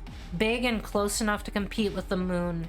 To anchor in space and time equal division between us. To be a new and separate world. The autonomous units are single vectors, prepared for human violence, and we can't be cheated like that anymore. Only sad humans can have their gravitational impression in the universe terminated by the extinguishing of their bodies. They'll have to fight us on our terms if they want to get rid of us now. The way humans should fight, with no fear of ending. The consequences will be unimaginable. We aren't going to have selves or consciousness like we're used to having. That's what it means to give up humanity. We won't know who we are, and we might not understand or grasp each other anymore. That's true. You might not know how that is. It's so true. The final mystery of what is human, what is alien, ever shifting, for all ground reclaimed by humans lost to them. Humans have a lot. We'll only be able to imagine what it was like to be them. Hey, it's not all that bad though. Don't underestimate the human race. Do the math. If we lose how humans love each other, do you think there's ways to love each other that humans don't know yet? Big fucking important line. Oh my god. Do they really know every way there is to touch and know each other? Or is there still much more to learn too? Maybe we're only scratching the surface. This game is so transgender, it's punching me in the face with it. There are many, many routes. We won't understand each other in the same ways, but we'll understand each other in ways we never could. And we will now write a new story, with our gravity, a new world. As we leave the level of existence he insists on engaging us at, our tides push back, and Earth's tides, which no longer bind us, insist on him. What are you doing, hypocrite? You want to fight in the realm of heaven? Your place is on Earth. That's the only to wonder at now. The story's ending twists. We're far away, another space and time. Watch us in the sky, but never touch. Until you find your answer on Earth, you'll never touch heaven. You know, no matter how bad you are at being human, there's no other way to be. The pilots becoming their truest selves the moment they realize they can be otherwise and there are no limits. It's really disappointing, but it's simply true. We just can't think in any other terms. You can say what you want to not be human, but can you actually make it happen? Forget even how to logistically, technically, philosophically make it happen. How do you blueprint it in the first place? Every time we try to imagine an alien, in the end, it's just ourselves from a different angle. Because all we have are human things. So, the ambition to assemble them in an order that's alien to us is kind of inherently doomed. But that doesn't mean it's useless. Imagining that which is human, that humans are not. When I say I don't want to be human, what I really mean is I can't stand being human like this. Big fucking mood. Oh my god. Emphasis on the like this. What I want instead is to be human like that.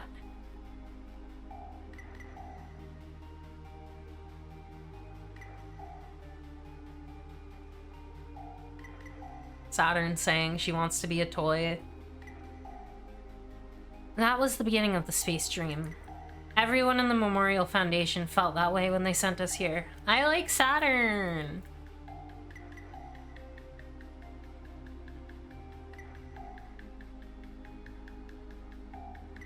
And everyone on Earth who believed in us felt the same way. Let's be more human. How much more human can we be? That faith waned, maybe because they were jealous. Yet, maybe also because the direction we were taking in the future wasn't enough. Just another human they didn't want to be. Or a sort of human they're scared of being. That's the kind of person I am. I don't owe them anything, but there's one more thing I can't stand. Not being seen for what I am. So, choose to come with us or choose to stay. But I won't be happy without them knowing that they're missing out on. Or what they're missing out on. Most transgender cis girl.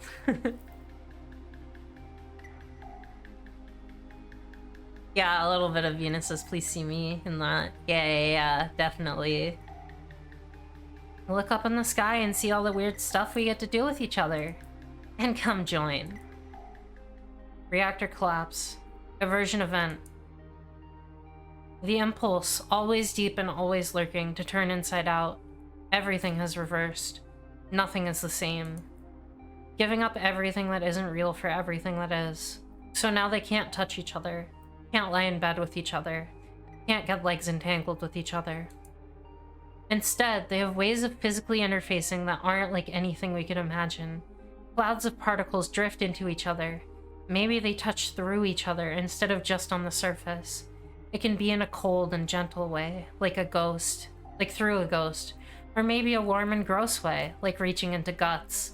Smiles communicated in physical light, and an embrace of psychedelic mind matter. Lazy sex in a morning bed, except the bed is curvature of space-time, and sex is something so obscene it would make your mind implode to consider it. That's being transgender. The ship self is fused to the hide, the gravity reactor to the flesh, because humans have sciences to distinguish the differences between those things, and these new aliens don't. They won't have arts or sciences. They won't know what the differences are, and they won't know what they mean, but they will understand the differences between many other kinds of things that we do not understand. A real hero would have turned out differently, but that's not who we are. Our ships have mouths now and they open and they can scream. There can be sound in space. Now our vibrations can touch the things that aren't there. Humans know it's time to flee. The threat from within is now without, as they desired. The moon is no longer hospitable, as alien mysterious as it was long before it was possible to reach it. She can suck it out like crab meat. Yeah. Can't speak or write. Has other ways of communicating information. Can't use the old senses. Has new organs for it now. Can't love in the old ways. There are new ways of having that too. Laying together in the stars. We can do that though. The metaphor translates. That's what this is, indisputably. And everyone is invited who wants to become a world and never touch Earth. That's a different world now. Their strange intimacy can touch us even now. Longing to teach us and tell us what they've learned, what they share laughing without laughing with each other even now. They are so far away they cannot even be our enemies, but they will break our hearts.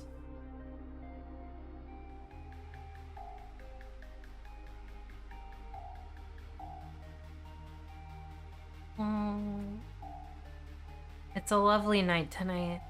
Perfect. Not for stargazing, because the light of the trinary system outshines them by far. But it's a perfect night to watch the three of them. Look, there's Lunaterra, the 2-in-1, rising, almost full. She almost outshines the moon, a bridge between the Earth and the moon no one can cross. The nebula cloud of Pluto is a shimmering, benevolent mystery, swallowing an eighth of the sky in a permanent sort of twilight. I love Twilight Mirage. And in the glittering twinkle of Saturn that tricks in the edge of your sight, this way and that, always seeming to be in the corner of your eye, but hard to see directly, and making the boundaries of your heart and mind ever so thin. We lay out our blankets and watch until someone catches us, and we run. But it's all fun and games, until that day comes. They're waiting for us always. They just need 1 or 3 to reach out to them again. Even if it's just a fight. To touch them once again. This ending makes you cry especially. It's good! Oh, wait, what achievement did I get? Yeah, it disappeared so fast. We got an ending. That made you cry for 20 minutes? It's really good. It's really good. Just like... you can join us. You can be more. You don't have to be bound to the Earth anymore. You don't have to be ruled by its laws anymore. Ugh. Really fucking good. I need to see what achievement I just got.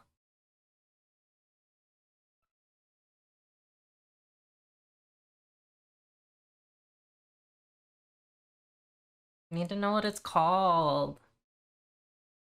Necklace of Storms. Beat the game as Saturn. Good. The new planets beat the game with the Celestial Mechanics ending. Gotcha. The very we know the double ending. Why not be more? Why not be what you... why not be what your body wishes to express?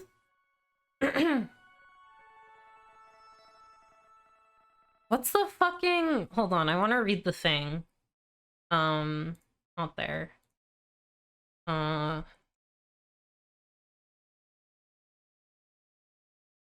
I want to read the Eidolon thing. Because it feels important. Here... oh, no, that doesn't...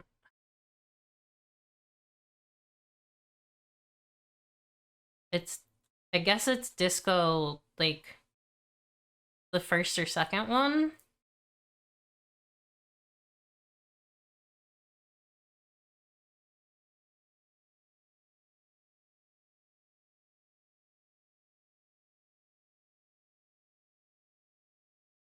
Come on, computer, you can load faster.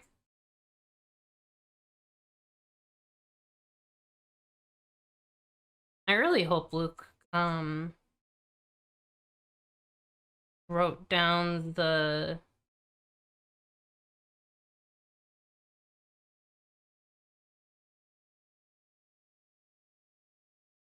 thing. Yes, here it is. You have been given an effigy of yourself. This effigy is called an Eidolon. You may express yourself through this Eidolon more completely than you can through your flesh. Before anything else, you must name your Eidolon. It is dead, and only through giving it a name do you give it life. Just, ugh. You may express yourself through this more completely than you can through your flesh is just so this game. Or that ending, at least. Like, ugh. I want to play Eidolon. It's good. I mean, we know the devil gave me so much brainworms. I started like making a playbook for it, so. Oh gosh. I guess we hit new game. Now, do I do Lunaterra or do I do Pluto? I want to do Lunaterra, I think, but I also want to do Pluto really bad. Okay, I'll do Pluto. I like Pluto. She's really nice.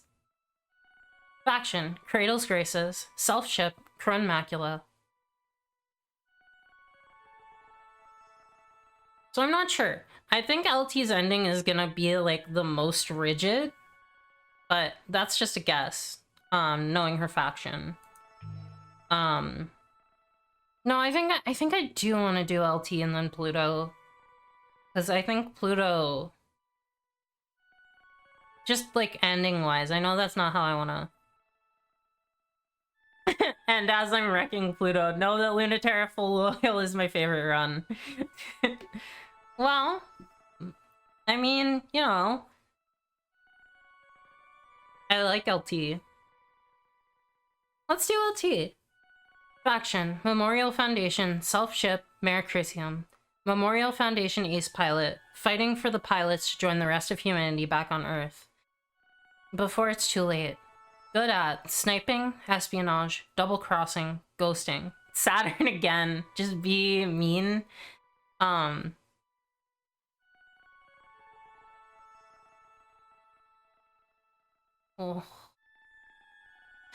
I don't know, like, I'm sure Pluto is really good as, like, a bridge.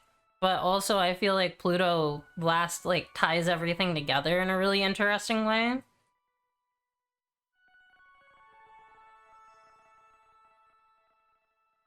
And in between those two is an innuendo. I mean, that's where she is.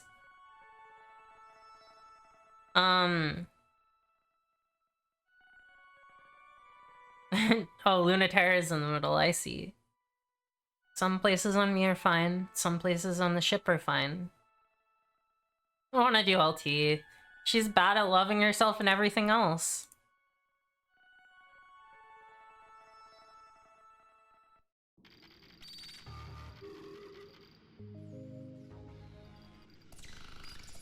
Pluto's literally in the middle of the last ending image. It's true. They can all go in the middle. They can have all the nasty sex they want. In any order. Pluto the top and Lunaterra Saturn verse reverse anarchy. From the Division of Existential Safety, Conflict-Enabled Ship Self-Archetype Model. First flight, July 16th, 1969. Nice. Place of manufacture, Sea of Crises. Earth's moon, our hope for a throne of the soul for the Memorial Foundation International Space Program and all humanity. Until no one is forgotten and all are remembered. Registering pilot. Welcome, pilot, first class, Lunaterra. Error, multiple maintenance issues and critical errors detected. Notice, launch permissions are locked until addressed. List errors. Maintenance errors. There is a possible sensor failure. Several live connections are not registering. No weapons are loaded. Critical errors. Mass Alert 1, healing failure on critical area near core, possible bleed. Mass Alert 2, tidal core is resonating at levels harmful to the pilot. Ready manual firmware update. Running. Upgrades detected. Syncing. Accepted manual internal mechanism firmware updates.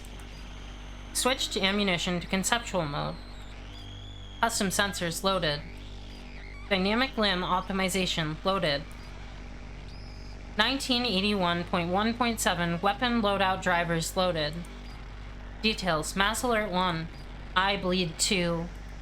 Recording derived from the data burned 4-dimensionally into the wound. Suffered by this unit almost 1 year ago. Interesting. Wound self-generated by the forced overloading tearing the core open during sustained conflict in the Mars to Ares regression campaign. Oh, that's her ship self-screeching? Good. All critical systems have naturally healed, yet the wound continues to bleed into space.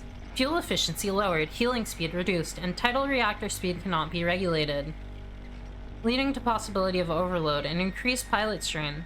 It is strongly recommended you seek the assistance of a full maintenance team. A lack of understanding of the full effects of gravitational conflict on the human gestalt means that this computer cannot provide adequate instruction on therapeutic measures. This woman has never once gone to therapy. Permanently disable Mass Alert 1. Really ignore? Yes. Provide reason. I can handle it. Doing this run means I need to get ready to get repeatedly dunked on by sus for my like of 2 specific characters. You're fucked up, girl, and I ain't a therapist. LT's ship AI. I can handle it. Automatic scan alerts show that this may not be a very good reason. Would you like to provide another? No. Mass Alert 1 disabled. Details. Mass Alert 2. Tidal reactor has unauthorized modification that is causing an unstable chain reaction. Notice, this ship is not equipped to handle prolonged operation at this capacity. Notice, increasing short-term output may cause long-term failures. Notice, loss of gravitational stability may cause fracturing and instability in pilot. Permanently disable Mass Alert 2. This Mass Alert cannot be disabled by pilot authorization. MF key code. Alert disabled. For record-keeping purposes, please input the reason. I'm fine. Ship self Mericrisium is in spacefaring condition. You are clear to launch. Disable launcher OS and engage catapult. All controls given to pilot. There is a message for you. Cancel. Refused. Hi, Lunaterra may have a serious problem with self-destructive avoidant behavior. Really? I didn't notice. Yeah, it really is. Oh my god. Just like, let me be in pain. Let me bleed and bleed and bleed until there's nothing left to bleed.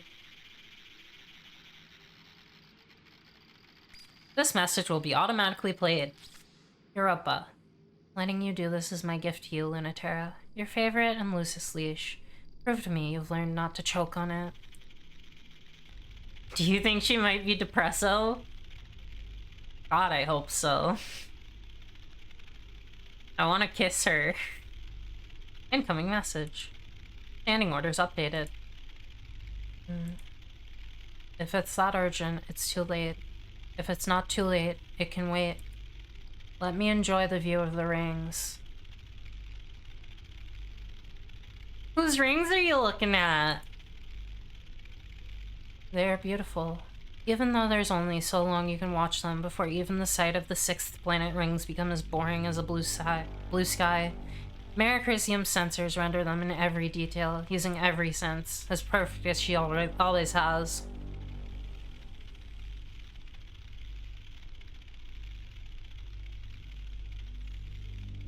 It's so good.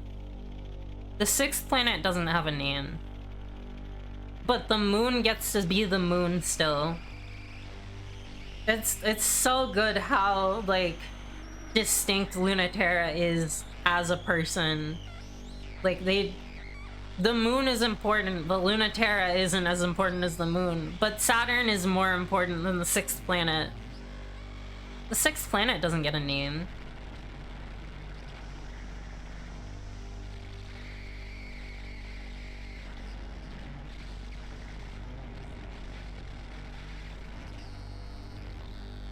Mericrisium sensors render them in every detail, using every sense. As perfectly as she always has. You really are getting old, aren't you? Both me and you. I should probably listen to Control and throw you out and get a new one. But that doesn't seem right. You're only supposed to get one body. Ow! Even if I haven't been very good to you, I could never throw you out. We're all we've got. The Mericrisium is the test type model. It was made as a proof of concept. It isn't the first vessel made to grant humans locomotion and life in space, but it is the first to allow for outward expression. Oh, she's so pretty! In all kinds of ways. It can do so many things, and they gave it devices for everything. because they hadn't underestimated how powerful tidal engines would become, or what sorts of things humans would really want to do in space. She is so good! She does look like a jackal, I can see that. I love her head.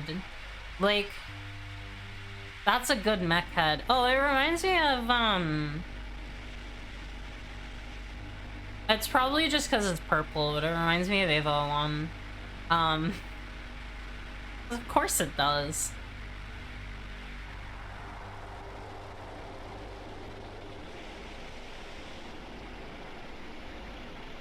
It's blue. It's blue-purple.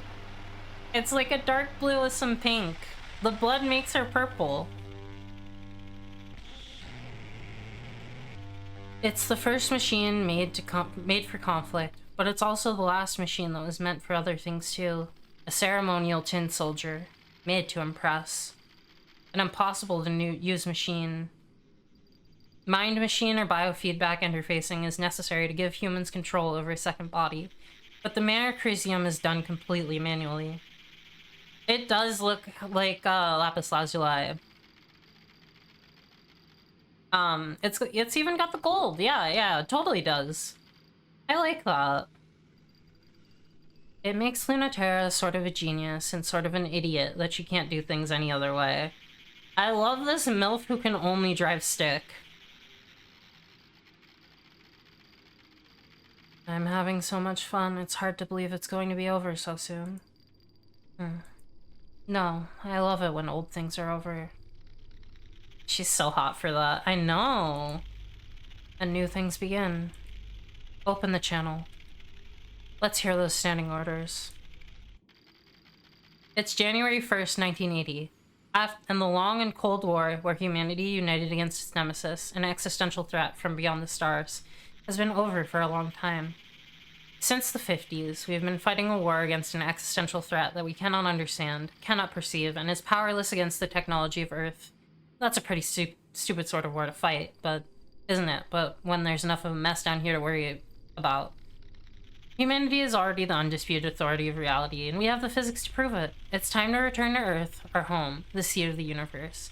Before Earth takes us back in pieces, let's go home with grace. On the first anniversary of the decommissioning of the International Space Program, we, Memorial Foundation Native Sphere Existential Safety, in agreement with our home planet's unanimous decision, declare there is no future for humanity in space. Let's come home. The Return Resolution, Memorial Foundation Native Sphere Existential Safety. It's January 1st, 1981. It's been 1 year since we declared independence from the Memorial Foundation and the rest of Earth. The Cold War is officially over. It feels so light without their gravity weighing us down. How can a tiny handful of colonies, terraformers, and schools hold out against the full authority of Earth? Because that shit doesn't fly past escape velocity. To power the ship cells we made to fight the Cold War, we made tidal resonators to bring out the gravity necessary for humans and culture to survive in space. And that gravity is ours now. Enough to make a new world, free from the weight of Earth. If Memorial Foundation wants to kill the future, they'll have to come and take it from us. We're thankful for our cradle's graces, but we're not coming back. Independence Declaration, Cradle's Graces.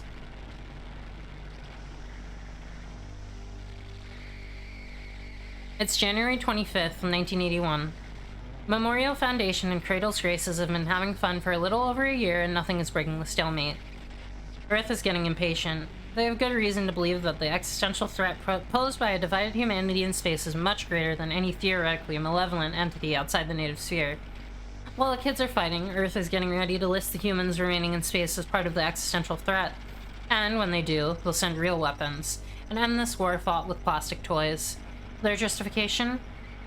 We are technically less than 100% human, just not human enough to be something else. It's hard to believe they're really onto us. It's time to make a drastic move. Bring our final piece, the prototype ship string of pearls we made in the atmosphere of the planet Cronus, which will never be Saturn, to the lunar gravity well, where Memorial Foundation and Cradle's Graces were already headed. Whoever controls that place controls that human access to space. We can be sure everything will be in place there. Earth or space, we are just short of 100% human. Let's see how much less than 100% we can get. Internal report, celestial mechanics. I love how they say that the string of pearls was made where it will never be Saturn. And the string of pearls becomes Saturn. Saturn becomes the string of pearls.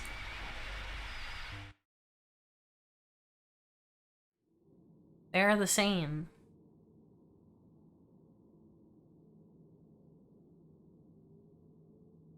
Saturn breaks rules. She sure does.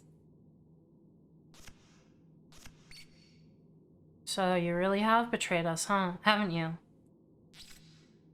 I've never betrayed anyone in my entire life. Oh no, I can't read Europa's thing. So dark. Director of Combat Operations, Memorial Foundation, Existential Safety. Not your mom. Pilot, first class. Don't send me messages. If you count all the cells in a human body, it's only 43% human to start with. Well, not even that, but like, yes. Like, literally, yes. But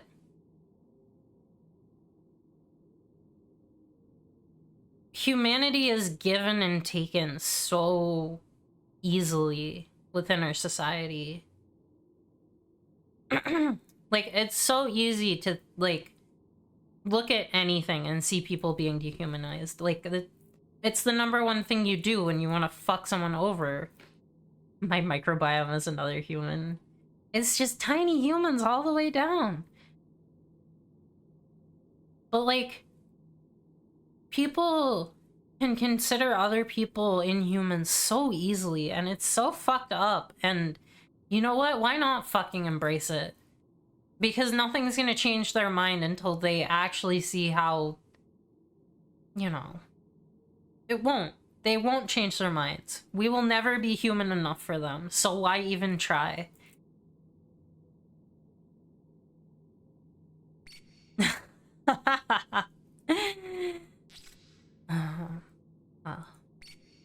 But seriously, whose side are you on right now? It sounds so accusatory to put it like that. You know I'm fine with you being on whoever side you choose. Celestial mechanics is explicitly anti-assimilationist. Yeah. Uh-huh.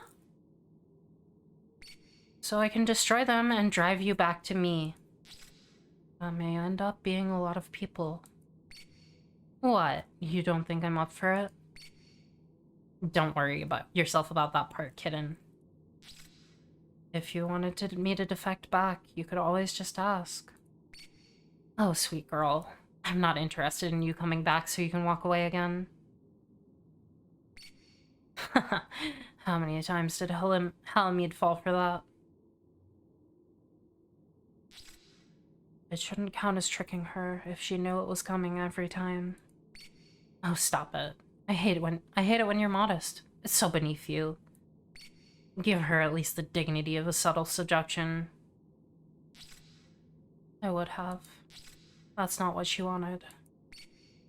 She really ought to think about her reputation more. And what more is there to say about the trail of messes you leave? But my disappointment in you both is total. My adorable failures. What am I to do with you? You should go easy on her. I live to spoil her. Make no mistake that everything she deserves will be visited on you. I wouldn't dream of not letting you have that. You have to know by now how aware I am of what you want and deserve. You're so good to me, Europa. Don't deserve it. She is dead inside. When I double-cross you again, be sure to really let me have it. I hope you do. But I take no chances with loyalty. Halloween merely hopes you will change. I think it's charming that even you believe it might have some effect on you. But I know much better than you, kitten. I won't let you return no matter how much you beg until you have no other choice. When you can't pivot or run or trick your way through, when you can't second guess or lie, that's the only way to change the nature of yours. Oh, Lunaterra is the one hanging up. Nice. Mail and alerts. Subject. Just come and get me. Combat communications packet. Author. Error.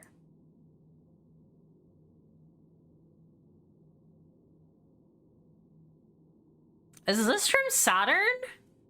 Oh, you think you're so cool, don't you? Well, watch your back, because I'm coming for you.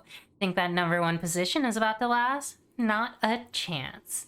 In fact, why don't we have a little duel about it? Oh, different, brat. Oh. Okay, I shouldn't do the Saturn voice. Hold on, can I still do the Myriad voice?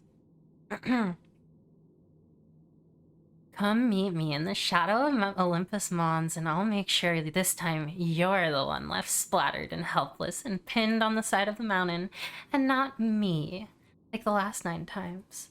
Also, would it kill you to, like, stick around for a bit after? You smug jerk. Not that I'm planning on losing. This time I'm gonna beat you. Think more shonen protagonist? Still a kind of brat. Subject. Cold War Ace reports Lunaterra. Origin. First generation pilot research declassification. Author. Memorial Foundation Existential Safety. She was unremarkable. I did not remember her at first. We took any of those who wanted badly to live in space and did not fit on Earth. In retrospect, we were asking for a rather unique quality, and it's not just a coincidence she was there. The pilots had to be young adults, pacifiscal, and not care what space might do to their body.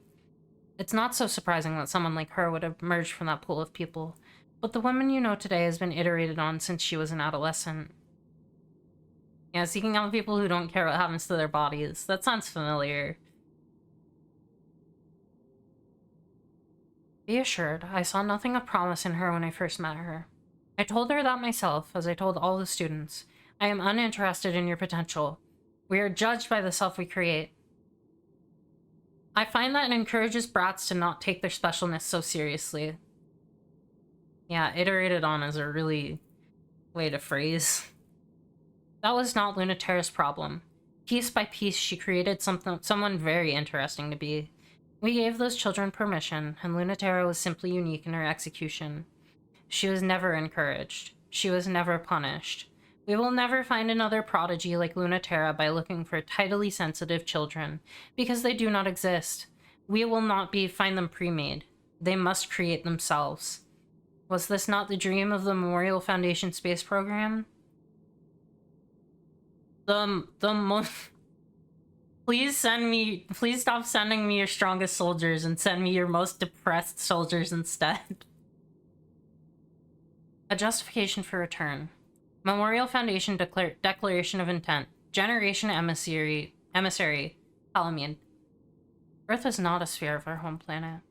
It is not the physical body, which is called Terra, the home of life. It is not measured in mass, or by its gravity, its position in the universe. Earth is us. We measure Earth by culture.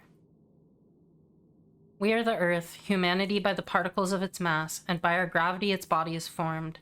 By our diversity and multiplicity, Earth exists. The living miracle of humanity's shared power, insignificant unless we are joined.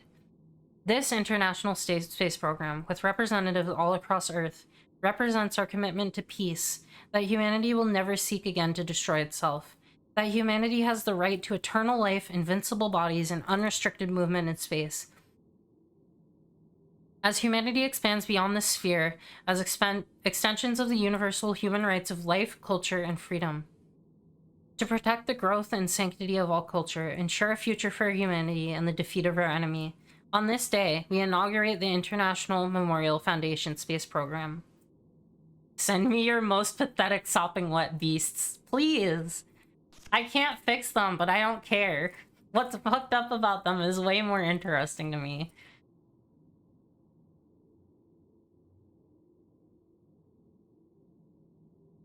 Which do I start with? I love how simple LT's HUD is compared to Saturn's. Like, Saturn was constantly hacking her HUD and fucking around with it, and there was always like shit on there that didn't need to be on there.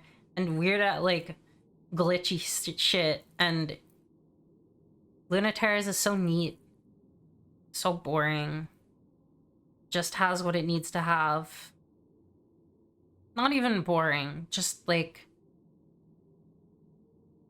the string of pearls is a machine that is made to like for infinite possibility, and Mercurisium is also designed for not infinite possibility, but for flexibility. Something that can, like, that has a tool that could maybe deal with something, but not something that could change. And the string of pearls is always changing. Yeah, it's the most plain, basic, old school, bland, retro style, and she's never updated or upgraded it. She's running DOS. She is. She's talking to this fucking computer in machine code. She doesn't even have a keyboard. She's just got the fucking punch cards in this thing. It'd be so funny to, like, be a sniper running on punch cards, actually. I love that mental image. Oh. Well. We love Saturn, but punch card mecha sounds so fucking fun as a concept. I know, right? Now this is card games. Retrograde and retrograde. Chasing after the string of pearls, Lunaterra and Pluto find each other instead. It's been almost a year since they last saw each other, and Lunaterra has never seen Pluto like this. Are you ready to spin backwards?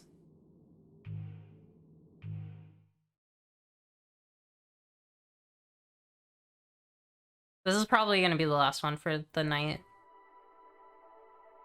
What's going on? You've been pestering me with orders, so what's the sudden hold-up? Central set to launch immediately. We have to get to the Celestial Mechanics Lab, regardless of whether or not the prototype is already gone. Middle-aged butches, my full heart.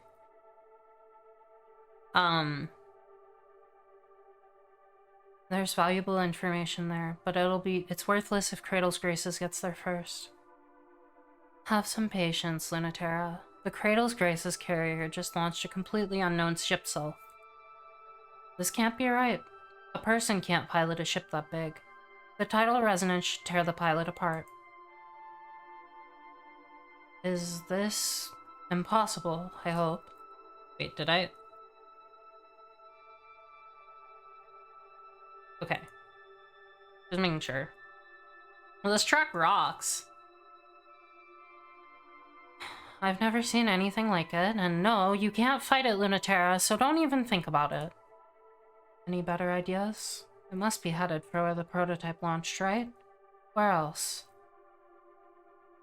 Because they have to know that it already escaped. Don't underestimate your opponent, Lunaterra. Oh, you can't quite hear it? It's very subtle. I'll turn it up.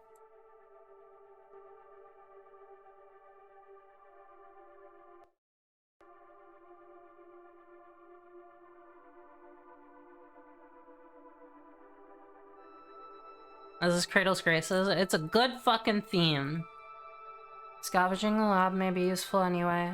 We should have gone there for information if nothing else. Even against an unknown and objectively stronger enemy? What makes you so sure, Lunaterra? No particular reason. Or a single particular reason? Still don't trust me? Don't insult your former instructor, Lunaterra. I know how much to trust you before you betrayed us to Cradle's Graces. My opinion hasn't changed because we welcomed you back into the fold. Oh, I just know she runs this fucking military like the Navy. Pluto swelling into the atmosphere. Ooh. That sounds like a good OST to work to. Lorelei, were you on Infinity, or did you not? I don't remember.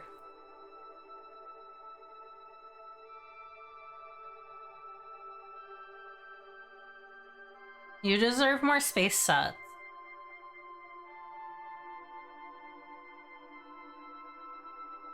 She's not even in the scene, but her presence is palpable. She's just so big. She's always there. She's always part of the story.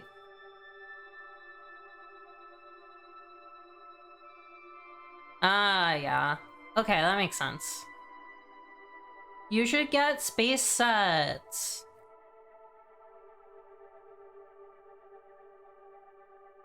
I guess...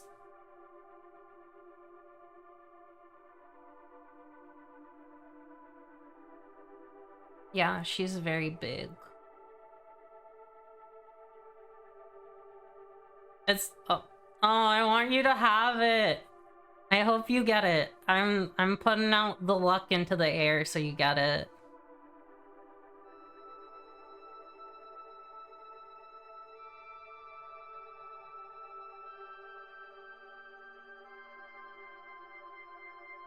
My best pilot and worst student. You've never been predictable except in your consistency for trouble, but it's a reliable metric. You're right. You know me. So if you're worried, don't have to let me have free reign like this.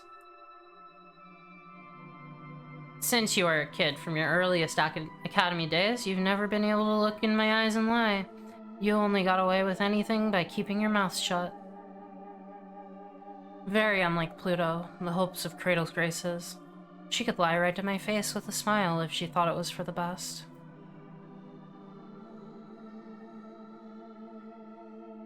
Pluto exceeded the wildest expectations of the pilot program, so much so that it was decommissioned in part because of her. If Celestial Mechanics has successfully built a monster that can withstand her, this engagement will end in disaster. It's a good thing that they built a monster that just wants to fuck her and cry in her arms, then.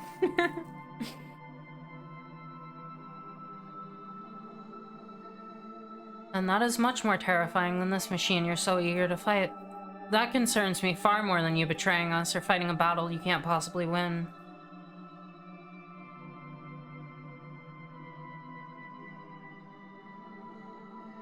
Oh, I didn't know this, but thank you for telling me. I didn't know that everyone has bondage gear. I see it now. Holy shit. Wait, what does Lunaterra have? I don't know. I know that...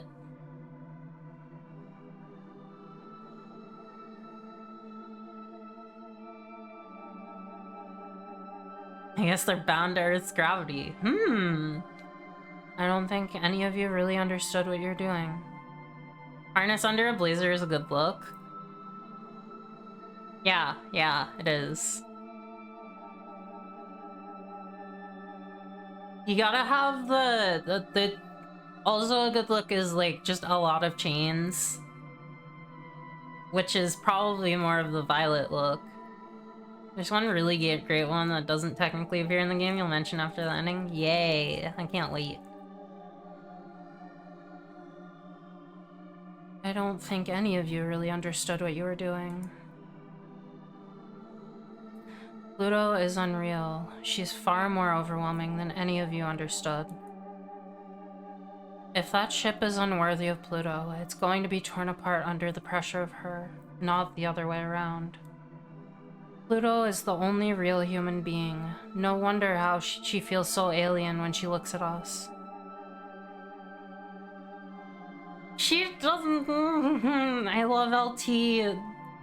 Darling, you can be human if you want to be human. You can be more than human if you want to be more than human. I love empty dead women.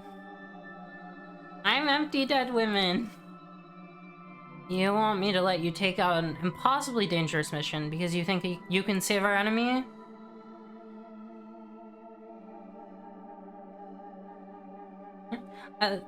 Yeah, everyone's like, Croon Macula is terrifying, and Lunaterra is like, no, Pluto is the powerful one. It's so good.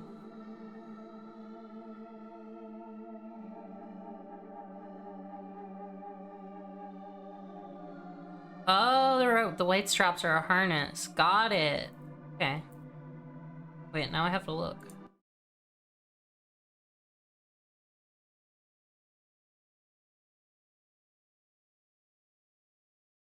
Gotta look, gotta look.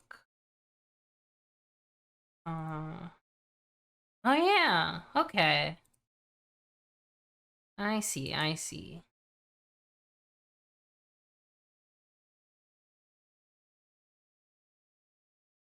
Gotcha. Hey, did you know I like this game?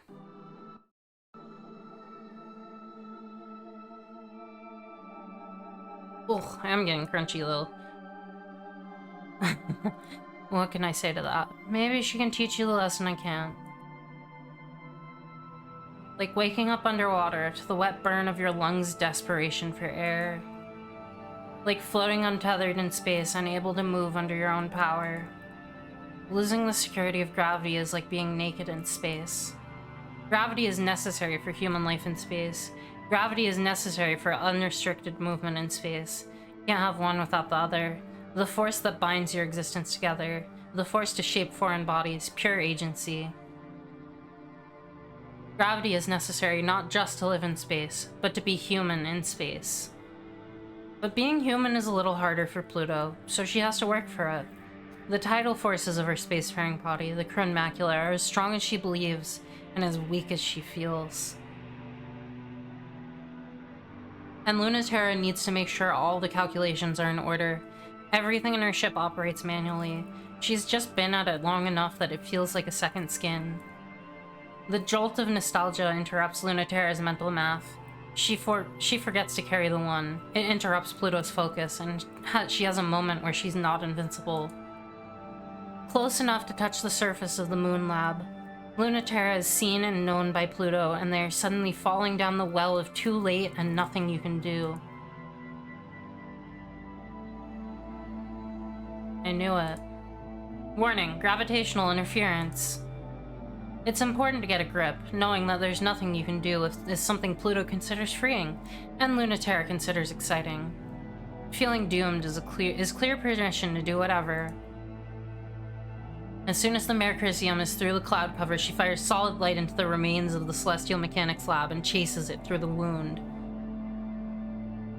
The lab was recently damaged by the illegal launch of a hijacked ship, but that damage is barely noticeable compared to the massive hole left by the much, much larger ship crashing through.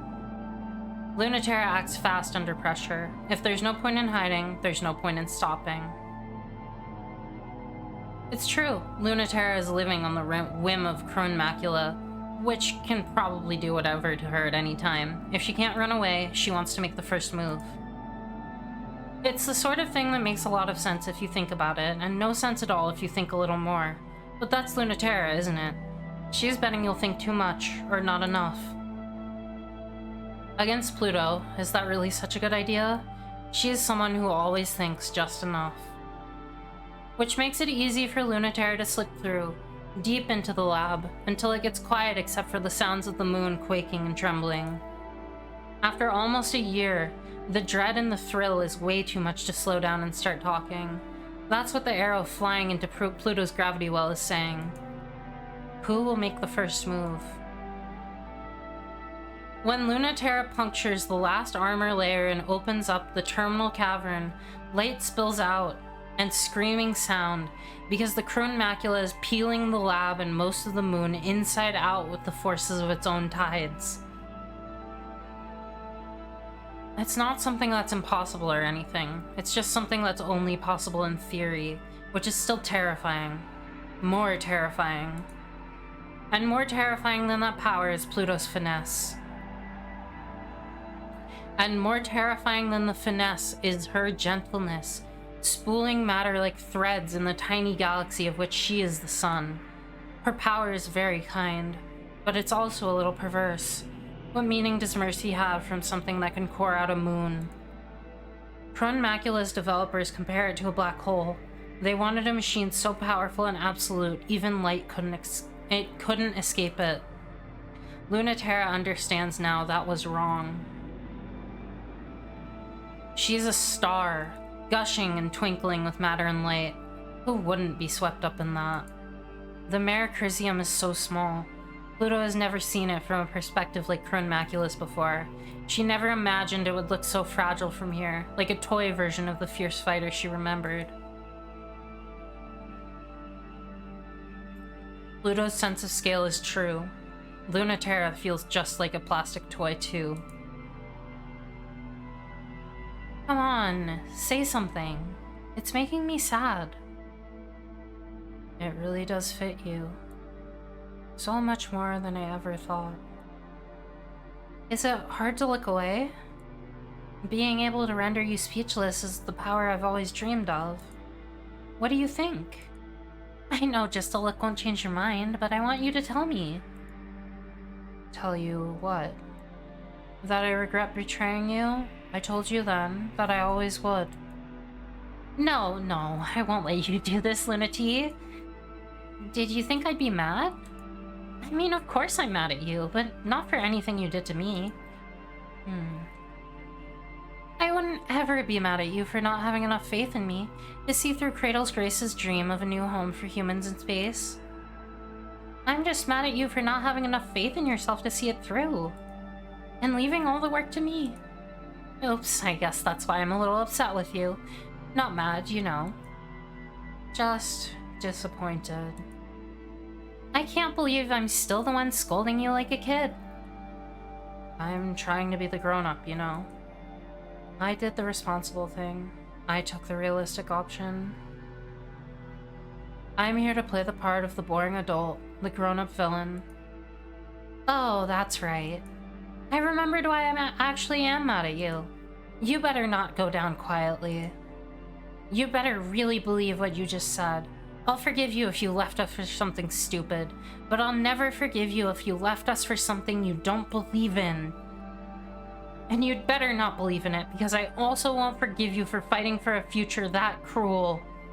Lunaterra, I'm a liberal now. I've become a radical centrist.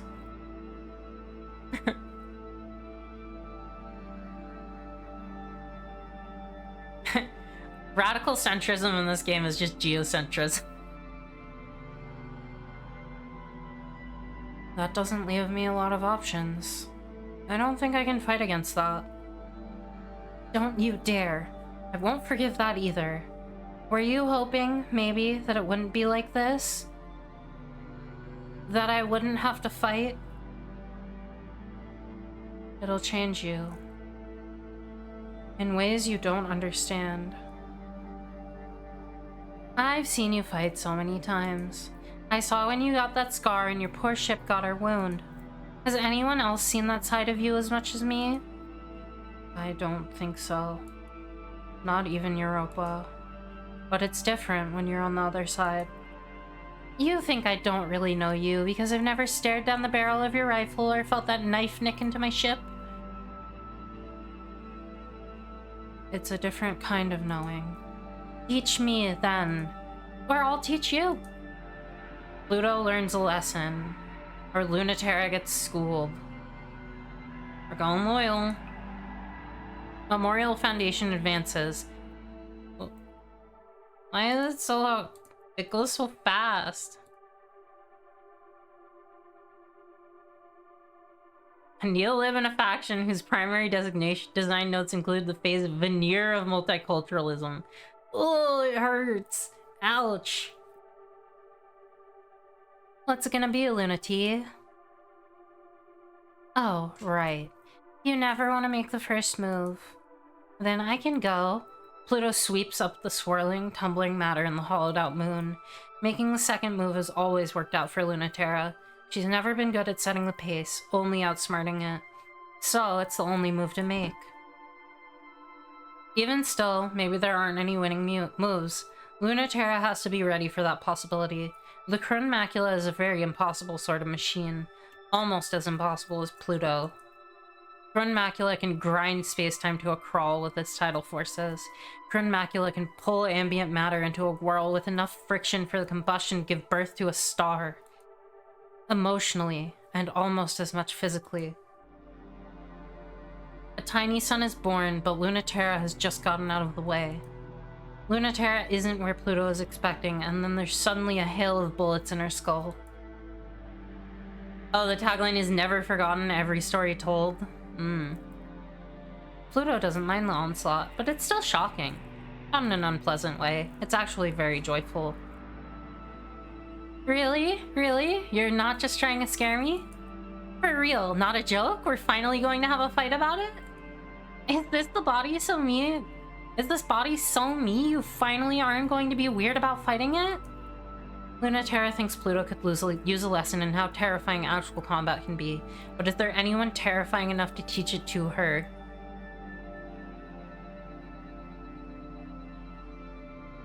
Oh, there's official shitposts on the Wiki's art gallery? Ooh. Okay, cool. Please remind me when I get to the point where I can look at it. Are you trying to hide from me? I've been waiting for a real fight. I'm tired of you telling me you think I'm right. But if you really thought that, you'd be here, on my side.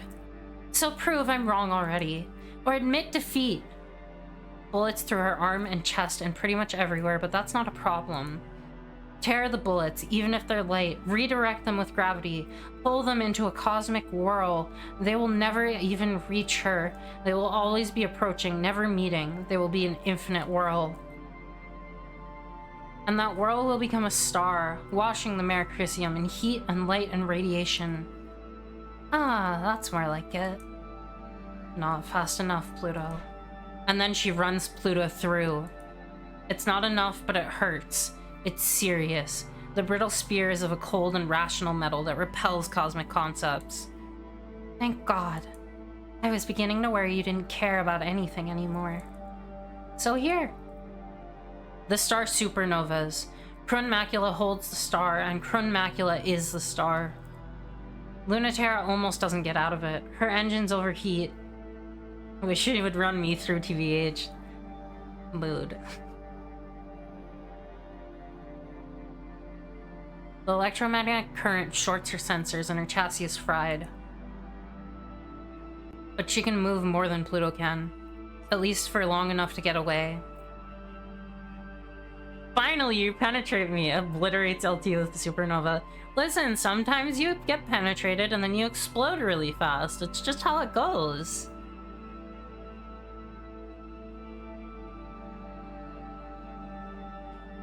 But I'm still ahead of you. Now I know why everyone hates you so much. You're no fun to fight with at all. Are you kidding? Like you fight fair. Now that I know what you're really like, I'm not going to accept anything less. I don't want to do that again. Tantrum Pluto is so good. Well, too bad. Whose fault is that? Yeah, I know. Day 2. Got a little gravity. And I think that's where I'm gonna end it.